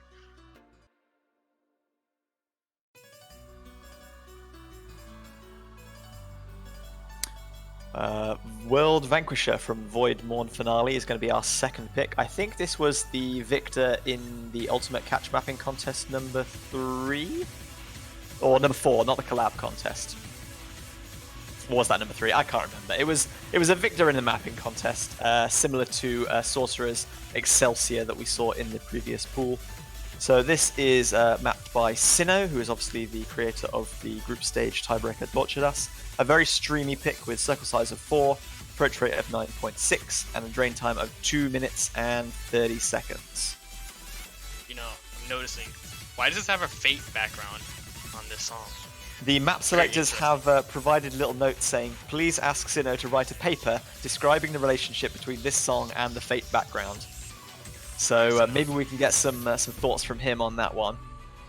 You got 1 week from right now. Yep, go. On a full thesis. A full report. Essay. Yep. Gotta go into every single detail. So similar to some of the patterns we've seen in previous Sinnoh maps, this one does feature some long, high slider velocity sliders, as well as some snappier sections with chained hyperdashes, and again, one of those stacked slider tail to slider end patterns that we saw in both Torturas and again in the round of 16 tiebreaker. There's also quite a lot of buzz sliders thrown in here, which aren't all particularly easy to hit by standing still. Like, there's some that you won't ever have to wiggle for them, but there's some that require pretty good balance that can be very difficult when you're coming out of a strong hyperdash. Yeah, a lot of those 1/2 hyperdashes that were chained together look pretty far, so you can expect a few misses on those.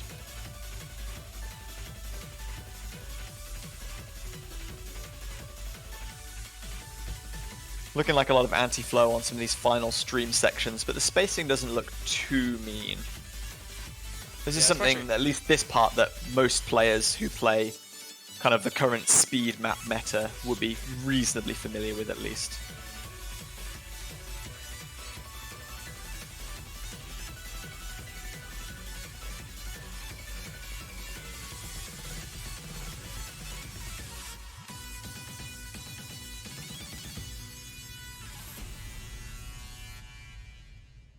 little tricky hyper dash 1/2 jump section at the end, but hopefully that won't result in any fails. So 2 down, 4 to go. Reversible Doll by Wawaka, RIP Wawaka, mapped by Minato Yukina is our third selection. Man, this is one of my favorite all-time C2B maps. I could go on for probably like a good hour talking about my memories. Well, with this I'll do you one almost as good. You can go on for 3 minutes and 21 seconds about it. How does that sound? All right, I'll try. So this was one of my first maps to play about in like 2014 that I actually tried super hard to get an FC on and try to actually get a good score, right? And then CLSW kind of had his mass exodus of maps where he deleted all of his maps, and a lot of them weren't really ever to be seen again. He's been uploading a few of them since, right? And then maybe I think about a year ago, I'm not sure on the exact date, but I told him, hey, you should revive Reversible Doll because I think it's one of your best maps. I sent it to him because he didn't have it anymore, I believe, and then he uploaded it. And here we are. Now it's in CWC map pool. I get to play it next week. I'm excited. Let's see if I can get an FC on this and try to prove myself from 4 years ago. Say, hey, I don't can put do too this much now. pressure on yourself, huh? Oh, it's gonna be hard because this map is still really hard, even though it's an older map.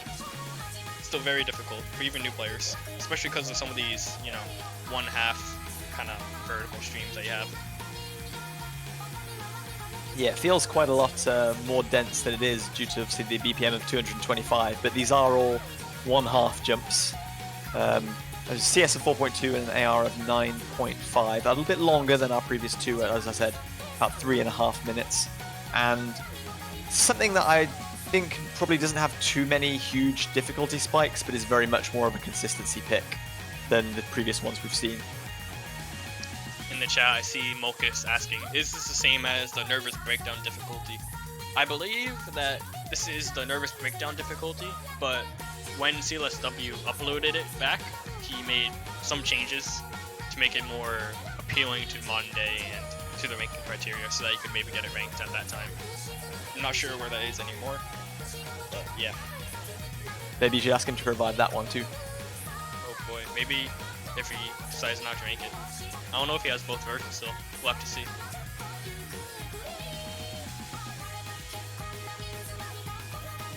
Some of those doubles are a pattern that are quite common in more kind of tech-focused maps nowadays.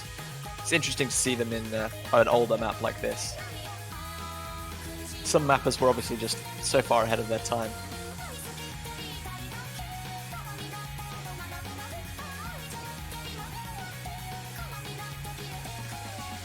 Unless that was one of the changes that was obviously adapted to the...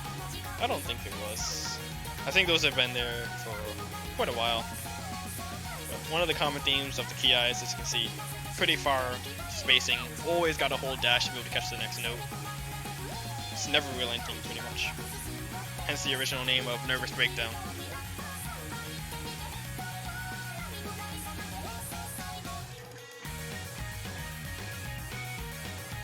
Very little period for rest outside of that one break in the middle. Very few kind of slow sections or sections where there's little movement or a lesser amount of dashes. It's gonna be interesting to see who has the stamina for this one. Oh, it's gonna be great.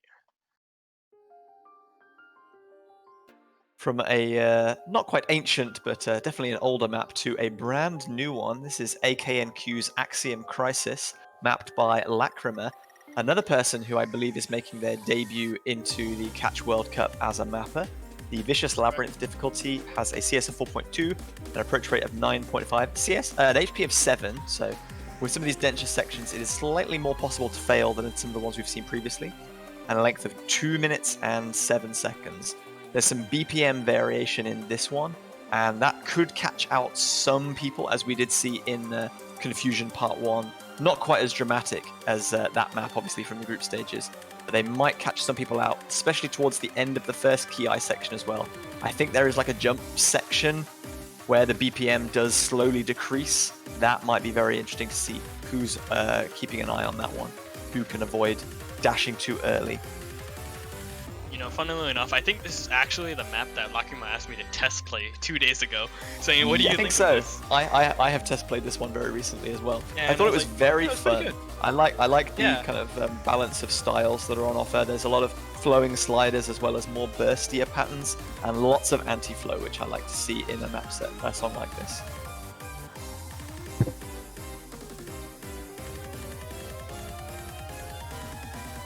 There's the slowdown section just there, and I do believe that caught me out in a rather wicked way when I test played this map, as I said.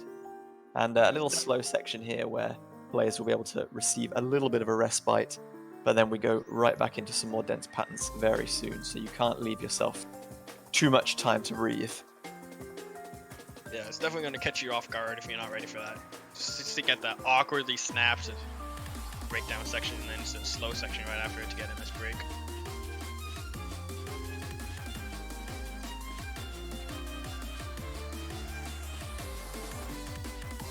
Building right back up into this final section as well, we see some significant anti-flow combined with 1-4 hyper dashes.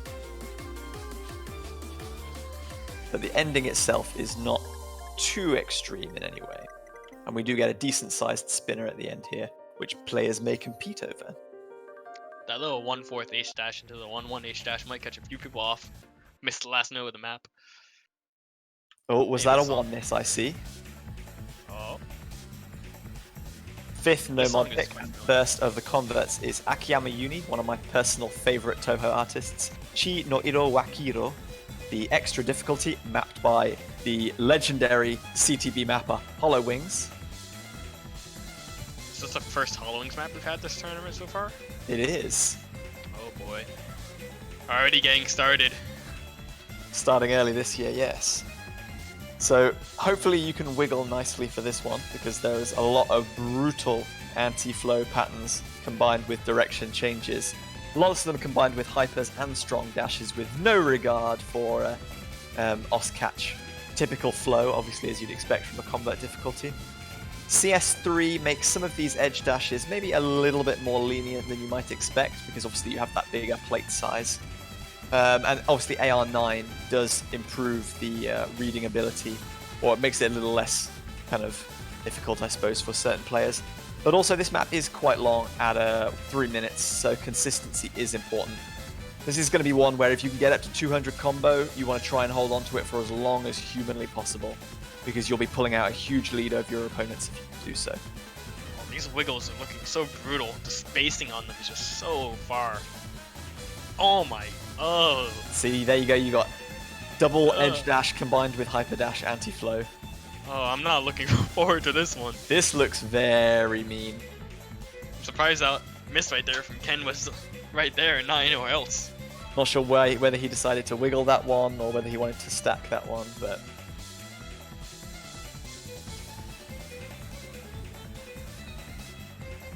There's just so many micro movements that you have to get perfectly right to be able to hit a lot of these wiggles. I think in some senses this is similar to, although obviously far more difficult than Sanshi Suimei from the pool we've just seen, in that there are a lot of movements and dashes in particular that if you're slightly too far to the left or the right when you hit them, you can make it almost impossible to hit the next jump. Whereas if you're good at catching things on the edge of your plate, you can make the next jump significantly less stressful for yourself. Yeah, it kind of reminds me of a mix of the Sanshi Suimei map and Fallen. A little bit. It's like it's got the difficulty of Fallen a little bit, with the patterns of Sanshi Suimei. This might be one where you just have to memorize the parts that are most difficult for you and deliberately position your catcher further to one side or the other Oh, yeah, to you try gotta and definitely we'll see lots of different play styles and innovation to try and cope with the difficulty on offer here, I think. Oh my lord. There were so many edge dashes in the middle of that stream too that you could just be slightly off on. You gotta leave those fruits as soon as you catch them. Can't be late by even just a few milliseconds. And if one featured artist was not enough for you, we have more with Loki's Interlude rounding out our no mod pool, the second of the two convert selections, mapped by Chuin at a slightly higher BPM of 175. very standard OS catch specific fare, I suppose, for a level of this difficulty of CS of 4 and approach rate of 9.3. And the only word to describe this one is jump. There really is nothing else to this pick other than reading and positioning for jumps, as we'll see throughout pretty much the entirety of this pick. These jumps are so far. Like I said in the last map, there were some places where you had to be just a few milliseconds, and you have to, if you were late by just about that, you're gonna miss. This is pretty much the same thing, except it's a whole map for the most part. Yeah, Like, absolutely. Especially those jumps. Oh my gosh. I've always been a fan of, but also very bad at playing those kind of funnel jumps where they slowly expand or contract, because the point where the dashes become hyper dashes is always so difficult to kind of adapt to, and it always catches players out. And although, Tell you're a fan. yeah, You have this is definitely map. What's it called? The one map where you use them so many times. I've done that in quite a hard few one. maps, to be honest, but The I know very- that, Guignol, yeah, that's what it is. Guignol has quite a few of those, yeah. But anyway, this one is, I think each jump in its kind of individuality is fairly doable, but when you're under tournament pressure, especially late on into a match, some of these are going to be extremely easy to miss. Don't forget about the cross screen jumps too. What's a jump map without cross screen 1-1 jumps? Absolutely. Keep your eyes on those ones. Where did the 1 millionth point go? That's a double S and a map with no spinners. We got some Osmania gimmicks coming into this one. You know, we don't question those kind of things around here. We just let it slide. Pretend. But what it if never someone gets a happened. million in the match and someone else gets 999? That's 6 9s, huh? Well then. What if a map is decided by point is back. 1 point because someone didn't get the 1-0? Well, it sucks to be them, I guess. Unlucky. Map pool Anyways. notes for this one have instructed us to skip the intro since it's around 1 minute long, so maybe we can get to skipping that, or maybe we can just enjoy this very soothing introduction of Regal Theatre's La Salle Feed, an artist that I'm pretty familiar with, but not this particular song. Regal Theatre do a lot of very interesting kind of Celtic dance and like Oriental styled pieces, lots of emphasis on flutes and pipes and that kind of thing, which is very cool. This one is a collaborative difficulty between Yumino Himiko, or Examination, and our 2 map selectors, Ascendance and FD Fluorite. This is the short version, I put in air quotes because it's still 4 minutes and 20 seconds long. The long version is 5.5 minutes, I think, so I'm not sure what exactly they've cut out from this one to create the short version. Short version with a 1 minute intro. Oh boy. Yes. So this one, as we saw in the AK and Q map earlier, does feature some BPM changes, but they're a little bit more noticeable in this one. We have a BPM, almost a BPM halving section, varying between 87 and 142 throughout this difficulty, which is going to be very difficult to adapt to with Hidden now. Not a hugely high BPM overall, but quite a lot of 1/4 usage means that it does in some senses play like a faster map than it actually is. Yeah, a lot of these 1/4 hyper dashes, you can see they turn into very strong 1/4 dashes in the opposite direction, which can easily catch out some people who are not too experienced with their hidden timing.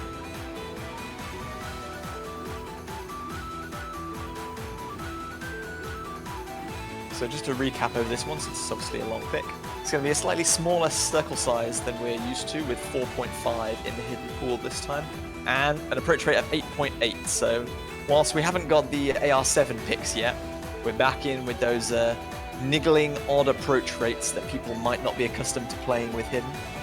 And a drain time, as we said, of about 3.5 minutes once the intro time has been cut out. Spacing on this one is going to be the difficulty for players trying to read, as well as you said, those 1/4 hyper dashes that are combined with quick direction changes, coupled with the slightly lower approach rate. Recurring theme in this map pool seems to be throw wiggles in there, because it seems like a lot of maps have had quite a bit of wiggles in here, haven't there? Fluorite is in the chat giving us instructions on whose parts are whose. Oh gosh, I couldn't even If you're guess. if you're a mappers player, and you like picking out individual styles in your kind of selections for play, then it might be appealing to you to notice the kind of difference in sections between the varying parts. I have a feeling that last one was Sentence's part. Yes, Actually, you no, are this one correct. is. I This think one this is one is. Fluorite's part. I'm being told. Let's see. I saw the doubles and I was like, Ascendance did that in Cycle Hit, I remember. And then he was very proud of it, I think. And then Spec got all the credit. Yeah, true.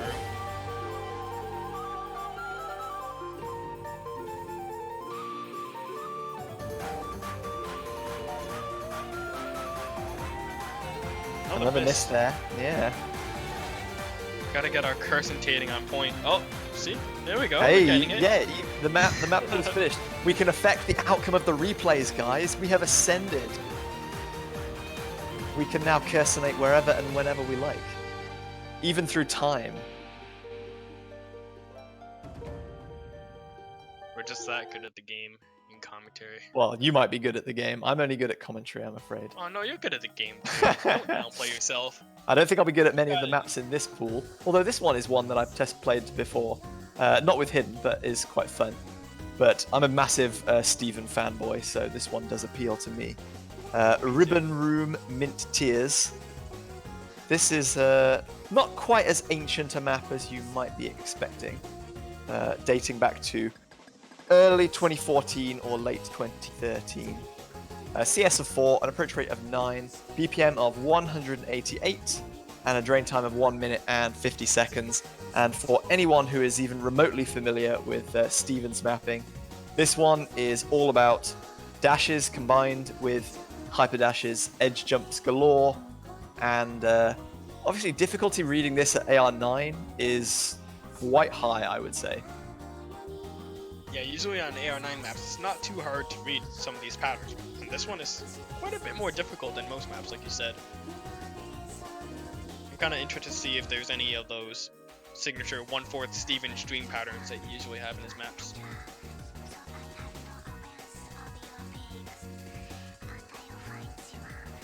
As you can see, we're already 3/4 of the way through this one, so this is quite a short map. In some senses, similar combo-wise to True Eyes, in that it's very difficult to make a silly mistake and miss, and it's really difficult to build that combo back up and secure a good score for your team. And yep, as you were saying, there's a few of those wiggling 1/4 hyper dash and regular dash streams that are common in Steven's mapping from this era. You see them in maps like Did You See That Shadow as well?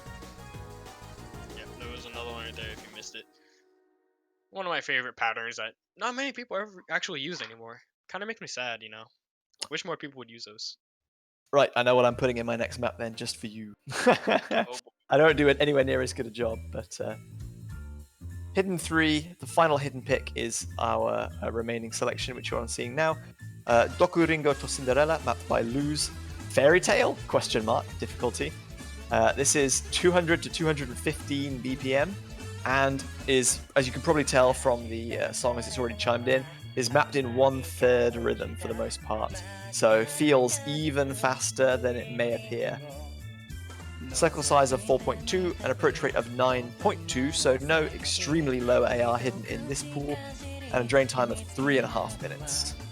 It's actually quite surprising that we went from having Air 7, Air 8, and Air 8.5, or no, actually Air 9, and then we went to 8.8, 9, and 9.2. What a big difference. Yeah, this is very difficult map in an entirely different way. This is far more similar to Pizza Plaza, at least from the previous pool, except obviously with far less consistent spacing and obviously the introduction of more edgier jumps, whereas Pizza Plaza was fairly kind of consistent between its usages of walks, dash, and hyper dash. This reminds me a Dave little said bit of... it's a small rest for AR8 hidden, but it'll be back on later rounds. That sounds ominous. Oh no. This kind of reminds me of last year's final hidden map pool of Climatic Cry a little bit. A little bit less difficult, of course, because that was the final map pool. But a lot of these 1/4 dashes that are really far reminds me of it.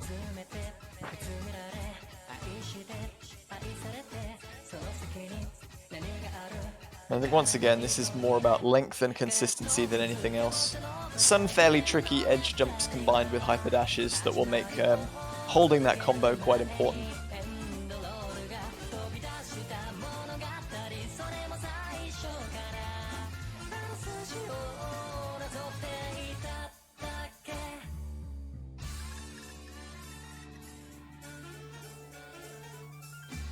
That's potentially a spin trap, I think. That spinner comes back in a little faster than you would maybe expect. And there's a dense stream part that comes immediately after it. I need to study that stream pattern again to try and work out if the kind of optimum path through the spinner ends up on the left where the next notes are. But it would not be surprising to see a spinner bait like in a difficulty at this stage.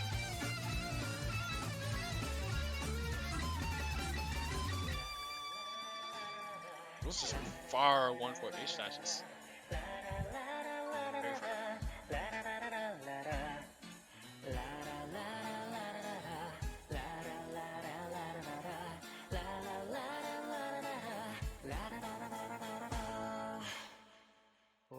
Nice little combo rebuilding section there for if you missed in the previous part. But I think even the calm part here with some of these spacings could easily be kind of a nervous miss opportunity. Oh yeah, And it builds back up very fast.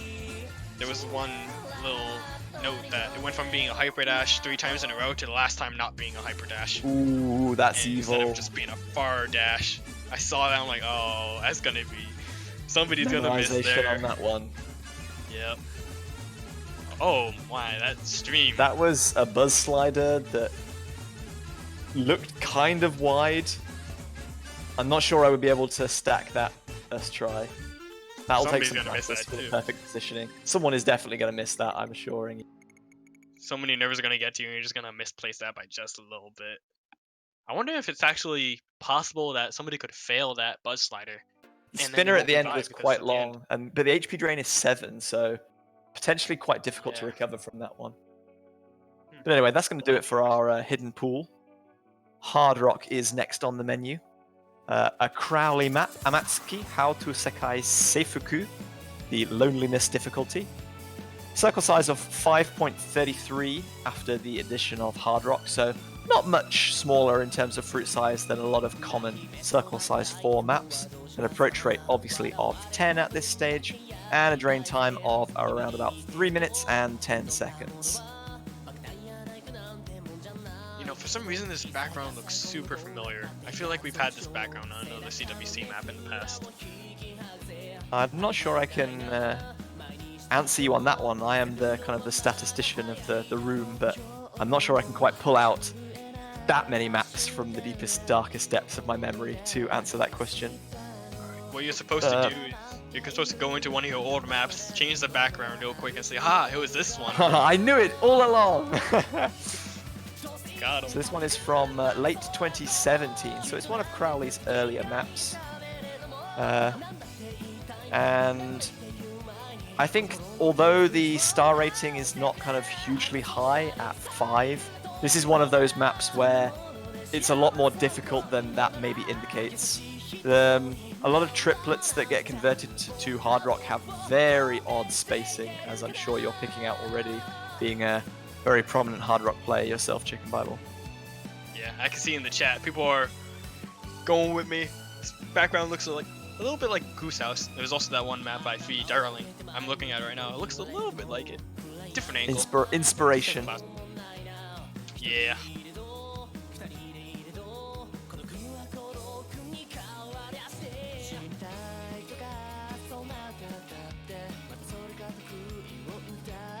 It'd be interesting to see how many kind of pure memorization patterns there are in this one.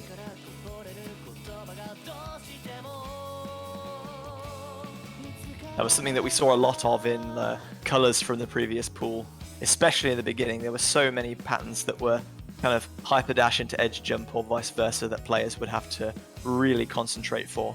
And you can see a few of those creeping in here as well, but obviously this pick is twice the length.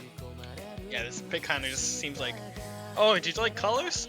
Hey, here, we'll give you one that's super buffed up. Have colors too, except harder and longer. Yeah, quite literally.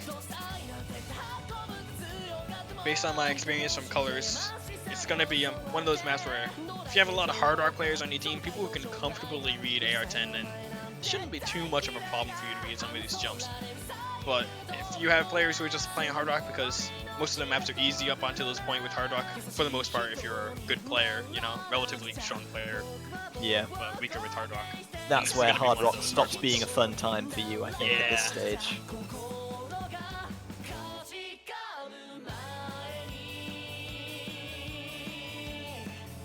Some of those streamed like triples across the screen, some of them had hyper dashes and some of them did not. Some of them had like where one of the notes was a hyper dash and the other one wasn't. That looks pretty difficult. Yeah, it's gonna be a little bit of a catching you off guard type moment. Oh wow. So, Jinfeet Maria from Garnadelia Days short version, a very famous specific from a forgotten era almost, is our second Hard Rock pick and our second specific.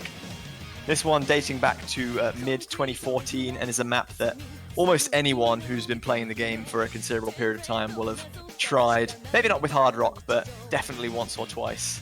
No mod at the very least, so they should be familiar with. This is an older style Minato Yukina, or CLSW, obviously as he was known at the time, creation with a very high BPM of 198. Mercifully TV size, so only 1.5 minutes, but circle size of 5.2 and an approach rate of 10. And some of the hyperdash jumps in this one are frankly huge. Yeah, definitely. Like you said, the hyper dashes in this are very huge, especially the beginning where you can get a lot of just random misses that you're like, how did I miss there? And then coming into this Ki part, is so many just little wiggles you have to get right into strong hyper dashes. You know, people are gonna say, why only have one CLSW 2014 map when you can have two? This is for all of you people. Some of these cross-screen patterns look so difficult, especially at this elevated approach rate. Yeah. Another good thing about this map is though that a lot of the people in this tournament have played this map pretty much several times. At least I know I have. I've played it probably about 100 times myself at least. So I have it quite down. I'm sure many other people on the teams, especially teams with older players, have it down as well. Well, if specifics with Hard Rock aren't your speed and you like reading little tricky patterns and balancing 1/4 streams like flashes in the previous round we've just seen, then maybe our Hard Rock 3 is for you. VY1 Cyber Thunder Cider. I think this has definitely been featured in World Cup map pools before. Maybe not this particular version of it, but I'm sure this song has been in an OWC or potentially a TWC. So 1/4 stream consistency, and as we know, Hard Rock does tend to play some little tricks on those streams, turning them into strange shapes and giving them some very awkward flow. No, I've actually never heard this version of the song before. I've heard like 3 others, but not this one. Slightly slower BPM of 145, but compensated for by almost constant 1/4 streaming for a lot of the more intense sections. Again, circle size of 5.2 and an approach rate of 10, 2.5 minutes in length, and lots of high spacing combined with that slightly slower BPM mean that when there isn't a lot on screen at once, it's going to take a lot of reading practice to work out exactly where you need to position yourself for the next notes. You know, I got a perfect comparison for this map to another map that was in another pool from last year. It's a CS4 version of Cosmos from the Hard Rock pool of last year's finals. That's exactly what it looks like. I need to check whether Cosmos was actually also mapped by Tutu Haha, the mapper of this map, because I know he's a very big fan of Vocaloid mapping. I'll have to check that one after a later date. That one was a Val map. Okay. So about the same era, I think, right? Yeah. I'm sure they have some guest difficulties on each other's sets from that time. I do see both those names pop up quite a lot because I'm quite a fan of Val's converts and this kind of style. Not with Hard Rock because I can't read that for noise, but our players in the quarterfinals will have to manage that if they wish to compete on this one.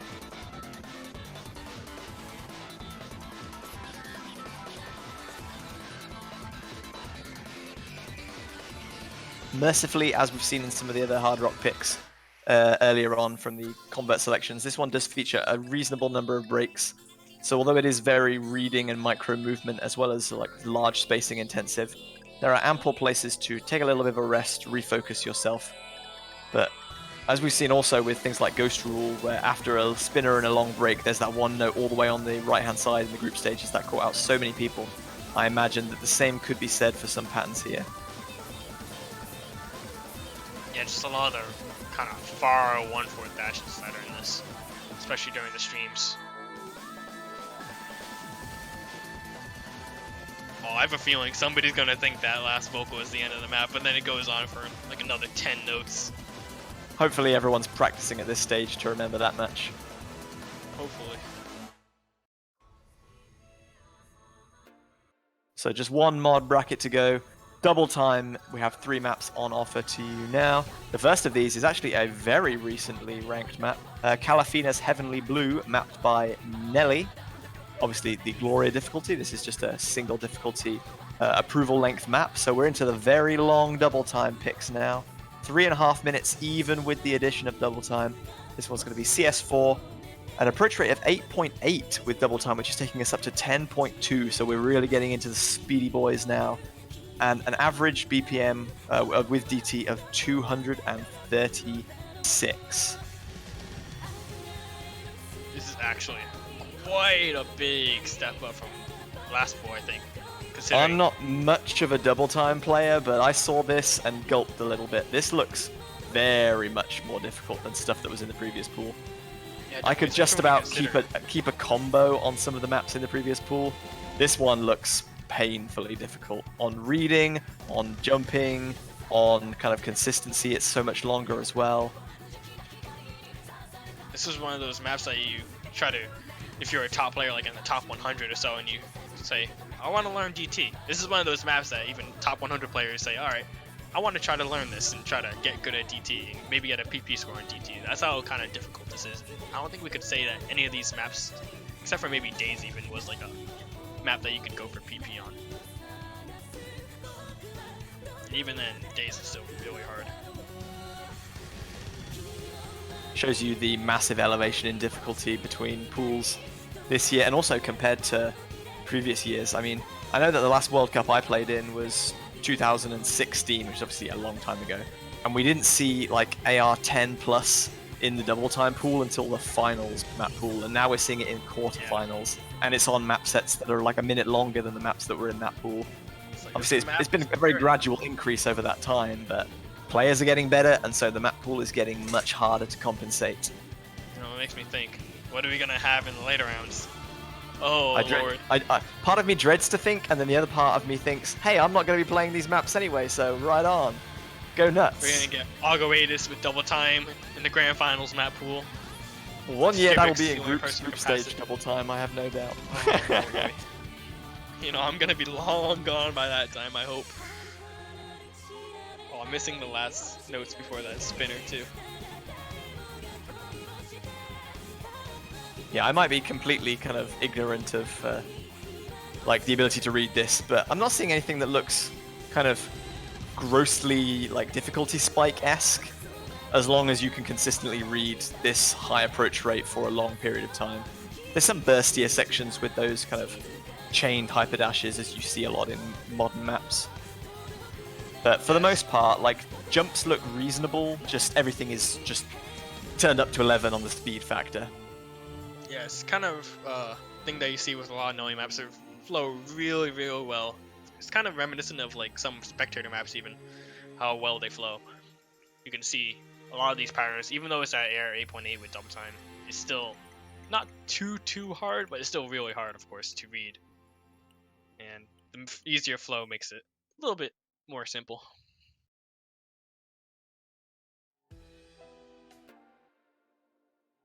If 8.8 double time is a little bit too speedy for you, you can try 8.5. The whole 0.2, which obviously this is 10.0 with double time, that may make the world of difference for you. This is Haremu's Denkishiki Karen Ongaku Shudan Endless Ripples, and hopefully I didn't entirely butcher that. Again, this is 180 to 240 BPM with double time, so a little bit slower than the previous pick for the most part. Circle size of 4.5, so a little bit smaller on that front. And a drain time of 1 minute and 55 seconds with double time.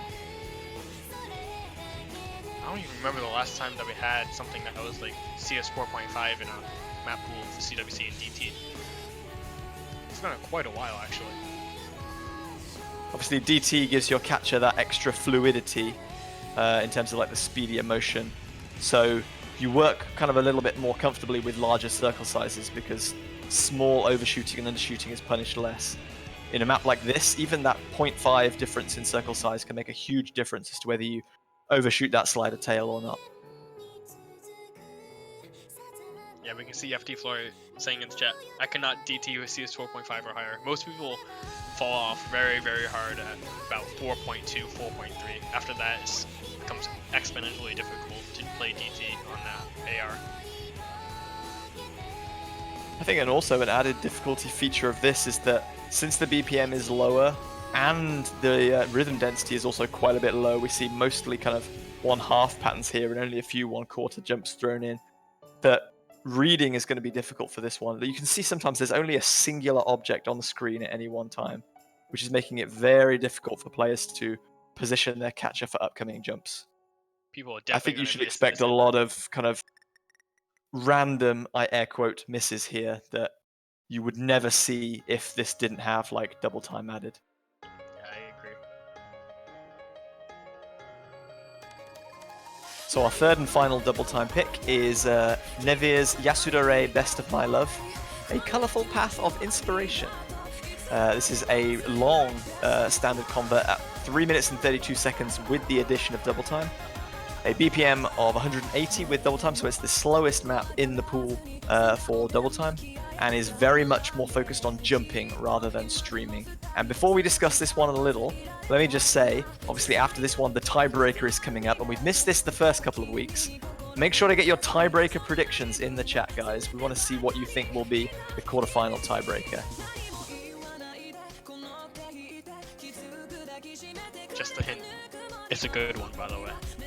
As with all the maps. That's not much of a hint. I think I just gave it away though. Well, anyway, Every map is let's good. quickly change topic back to this one.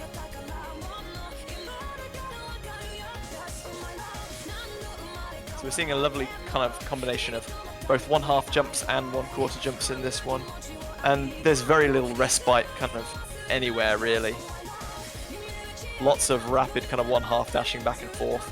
The streams are constructed of a lot of these wiggling or vertical slider patterns that you have to tap dash with double time, and a lot of the jumps have a lot of like higher spacing than you would maybe expect. What do we see? Some image material, Halcyon long version. You know, at this There's a point few with suggestions. the increasing difficulties, I wouldn't even be surprised at an image material tiebreaker coming in. Image like the next material in round. quarterfinals. Oh yeah. Madness, but not unheard of, I suppose. We had a couple of, what did we have, an 11-star map last year, or was that the year before? We I had think it the was Imperial the year Circus Dead before. Decadence last 2017. I can't remember exactly what we had last year. Yeah. I don't remember last year either, actually. Huh. Time to do some research. Yep. Statsman is on the case. CWC 2018. For some reason, I think it's black or white, but I'm not sure. Oh, it actually was. You are correct. Final showdown. I thought that was Dave the spoiling XS with the one. coolest long version as the tiebreaker. Now that's a spoiler if I ever saw one. Depths just coming in give it with away. Declaration of XXX. Very recently ranked map. It would fit the CLSW theme that we had this map pool, except not 2014. So that's Would they where, put three Minato Yukina maps in the same map pool though? I don't know. That is a question we'll have to find out in just about 1 minute after this Yes. map finish. Last minute predictions going on.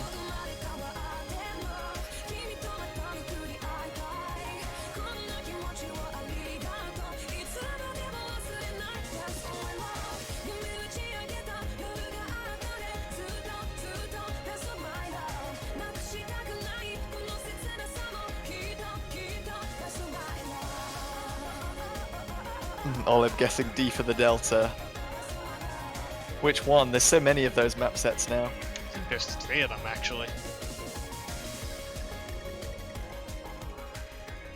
I would love a big black tiebreaker. So 3.5 minutes of the doublest of times down, and only one tiebreaker map remains. We didn't see any tiebreakers in the round of 16. Will we see one in the quarterfinals? More featured artist hype. Your tiebreaker for the quarterfinals is Sinnoh's Angel Voices by Virtual Self, the Ghost difficulty. This is a map set that I am pretty familiar with. I have a Rain guest difficulty on this one. But this is the Overdose. This is a very interesting pick. And as we saw with Dorchadas and one of the Sinnoh map sets that was selected for the no mod pool, I forget exactly which one it was. Was it no mod 1 or 2? Yeah, the World Vanquisher, the no mod 2 selection. This is going to feature a massive amount of really high slider velocity sliders. A lot of kick slider patterns that are very weirdly combined together, and also some more traditional, or I say traditional, some more ancient mapping techniques of edge dashes combined back to back, and a lot of them are also screen dashes with like 1-1 spacing between them. A little bit of thing to note too is that this is a little bit longer than the tiebreakers we've gotten this year so far. I believe the last one was about 5.5 minutes. I don't remember correctly. Yeah, we had 4 minutes and a half, 4 minutes and 30 seconds, 5 minutes 30, and this one is just over 6 minutes in length. This one is a circle size of 4, an approach rate of 9.2, and a BPM of 166. And these are some of the edge jumps I was talking about. These sliders they don't look that difficult when they're hit properly, but the slider velocity is just so obnoxiously long that it means you have to really catch the ends and tails on the edge of your plate and hold dash all the way to the edge, or you'll make a lot of misses in that section. At least the droplets don't seem that bad on those sliders. It could be a lot worse if the droplets were just a little bit too slow or too fast. Yeah, thankfully with the slider velocity being so high, only like 1 or 2 droplets are really generated on some of these.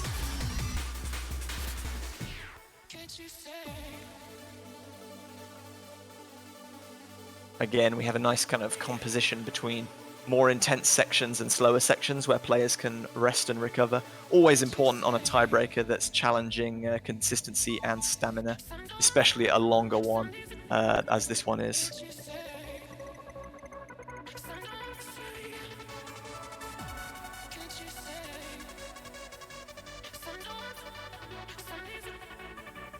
Yeah, we got some info out in the chat from Eagle, who's been giving us information on a lot of the map sets thus far, especially if they come from Rhythm and Dojin game circles.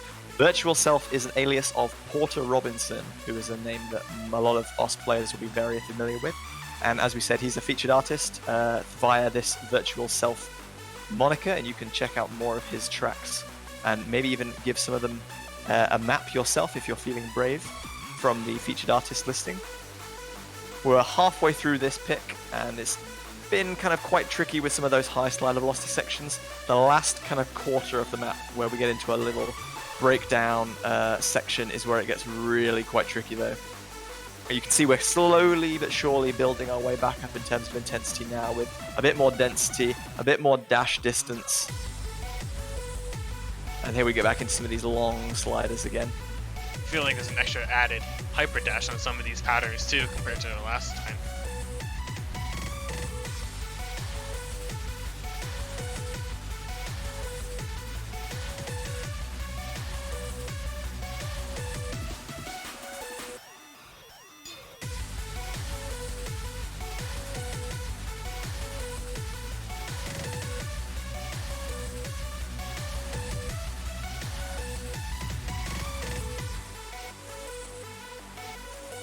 We're seeing consistency as a significant focus of this map set as well.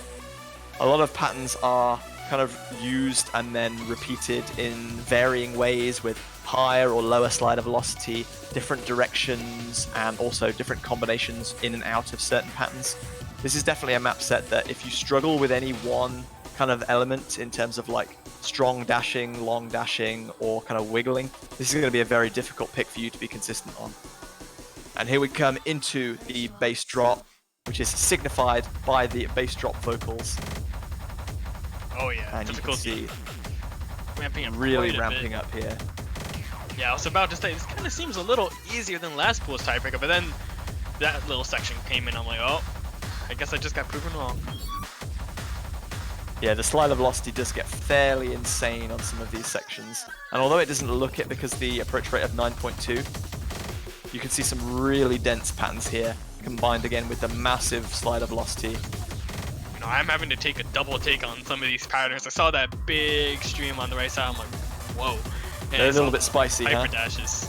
Yeah, I'm like, Sinnoh is oh. definitely a mapper that likes to test the boundaries of what can fit into the ranked section in recent months, in maybe the last 12 months, I suppose. And I don't think this map is any real exception.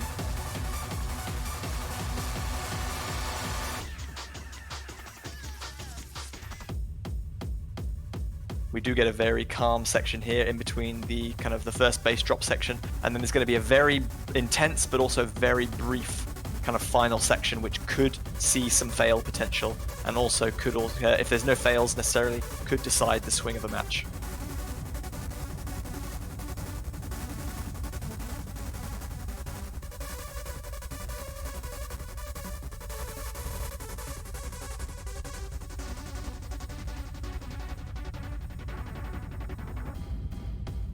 Here's your final drop.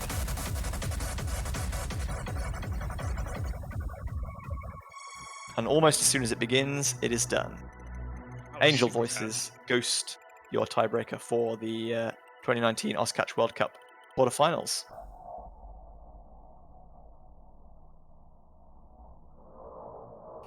And there we have it. That rounds out our quarterfinal pool. Hopefully you have enjoyed, or at least your eyes have maybe lit up at some potential picks and bans for you and your opponents going into next week's matches. Don't forget that no teams from this week's round of 16 matches have yet been eliminated.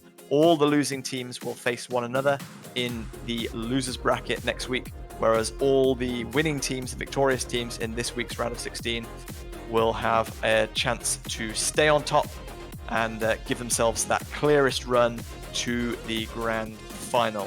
I think that's going to pretty much do it from us, unless you have any kind of final words on the map pool, or kind of just want to give any thoughts on this week's round of 16 Chicken Bible. We get to go through the bracket here in just a second, so that's very helpful. Thank you very much. What are you most looking forward to next week? Looking at the winners bracket here. Obviously, USA versus France is going to be lighting your eyes up, working out how you're going to strategize against them, and a potential matchup against Korea or Taiwan in the following weeks. You guys had a great run through the tournament last year, beating out China in that quarterfinal match to go through the winners bracket. Meanwhile, on the losers bracket, the teams that have been defeated but are not out: Sweden versus Brazil, two unseeded teams that will be battling to remain in the tournament. My boys, the Brits, are got a little bit of an uphill struggle to survive against Hong Kong, an excellent team who did very strongly against China in this week's matches, taking them to 6-3. An old rivalry we've seen in multiple World Cups before, the Netherlands versus Germany in the losers bracket. And everything rounded out by Poland and Mexico, two very strong hidden hard rock teams on the bottom side of that bracket. That Poland-Mexican match is going to be probably one of my favorite loser matches. I think You've both seen what teams can do damage really that good. Mexico could inflict against you, so Oh yes. hopefully looking for them to...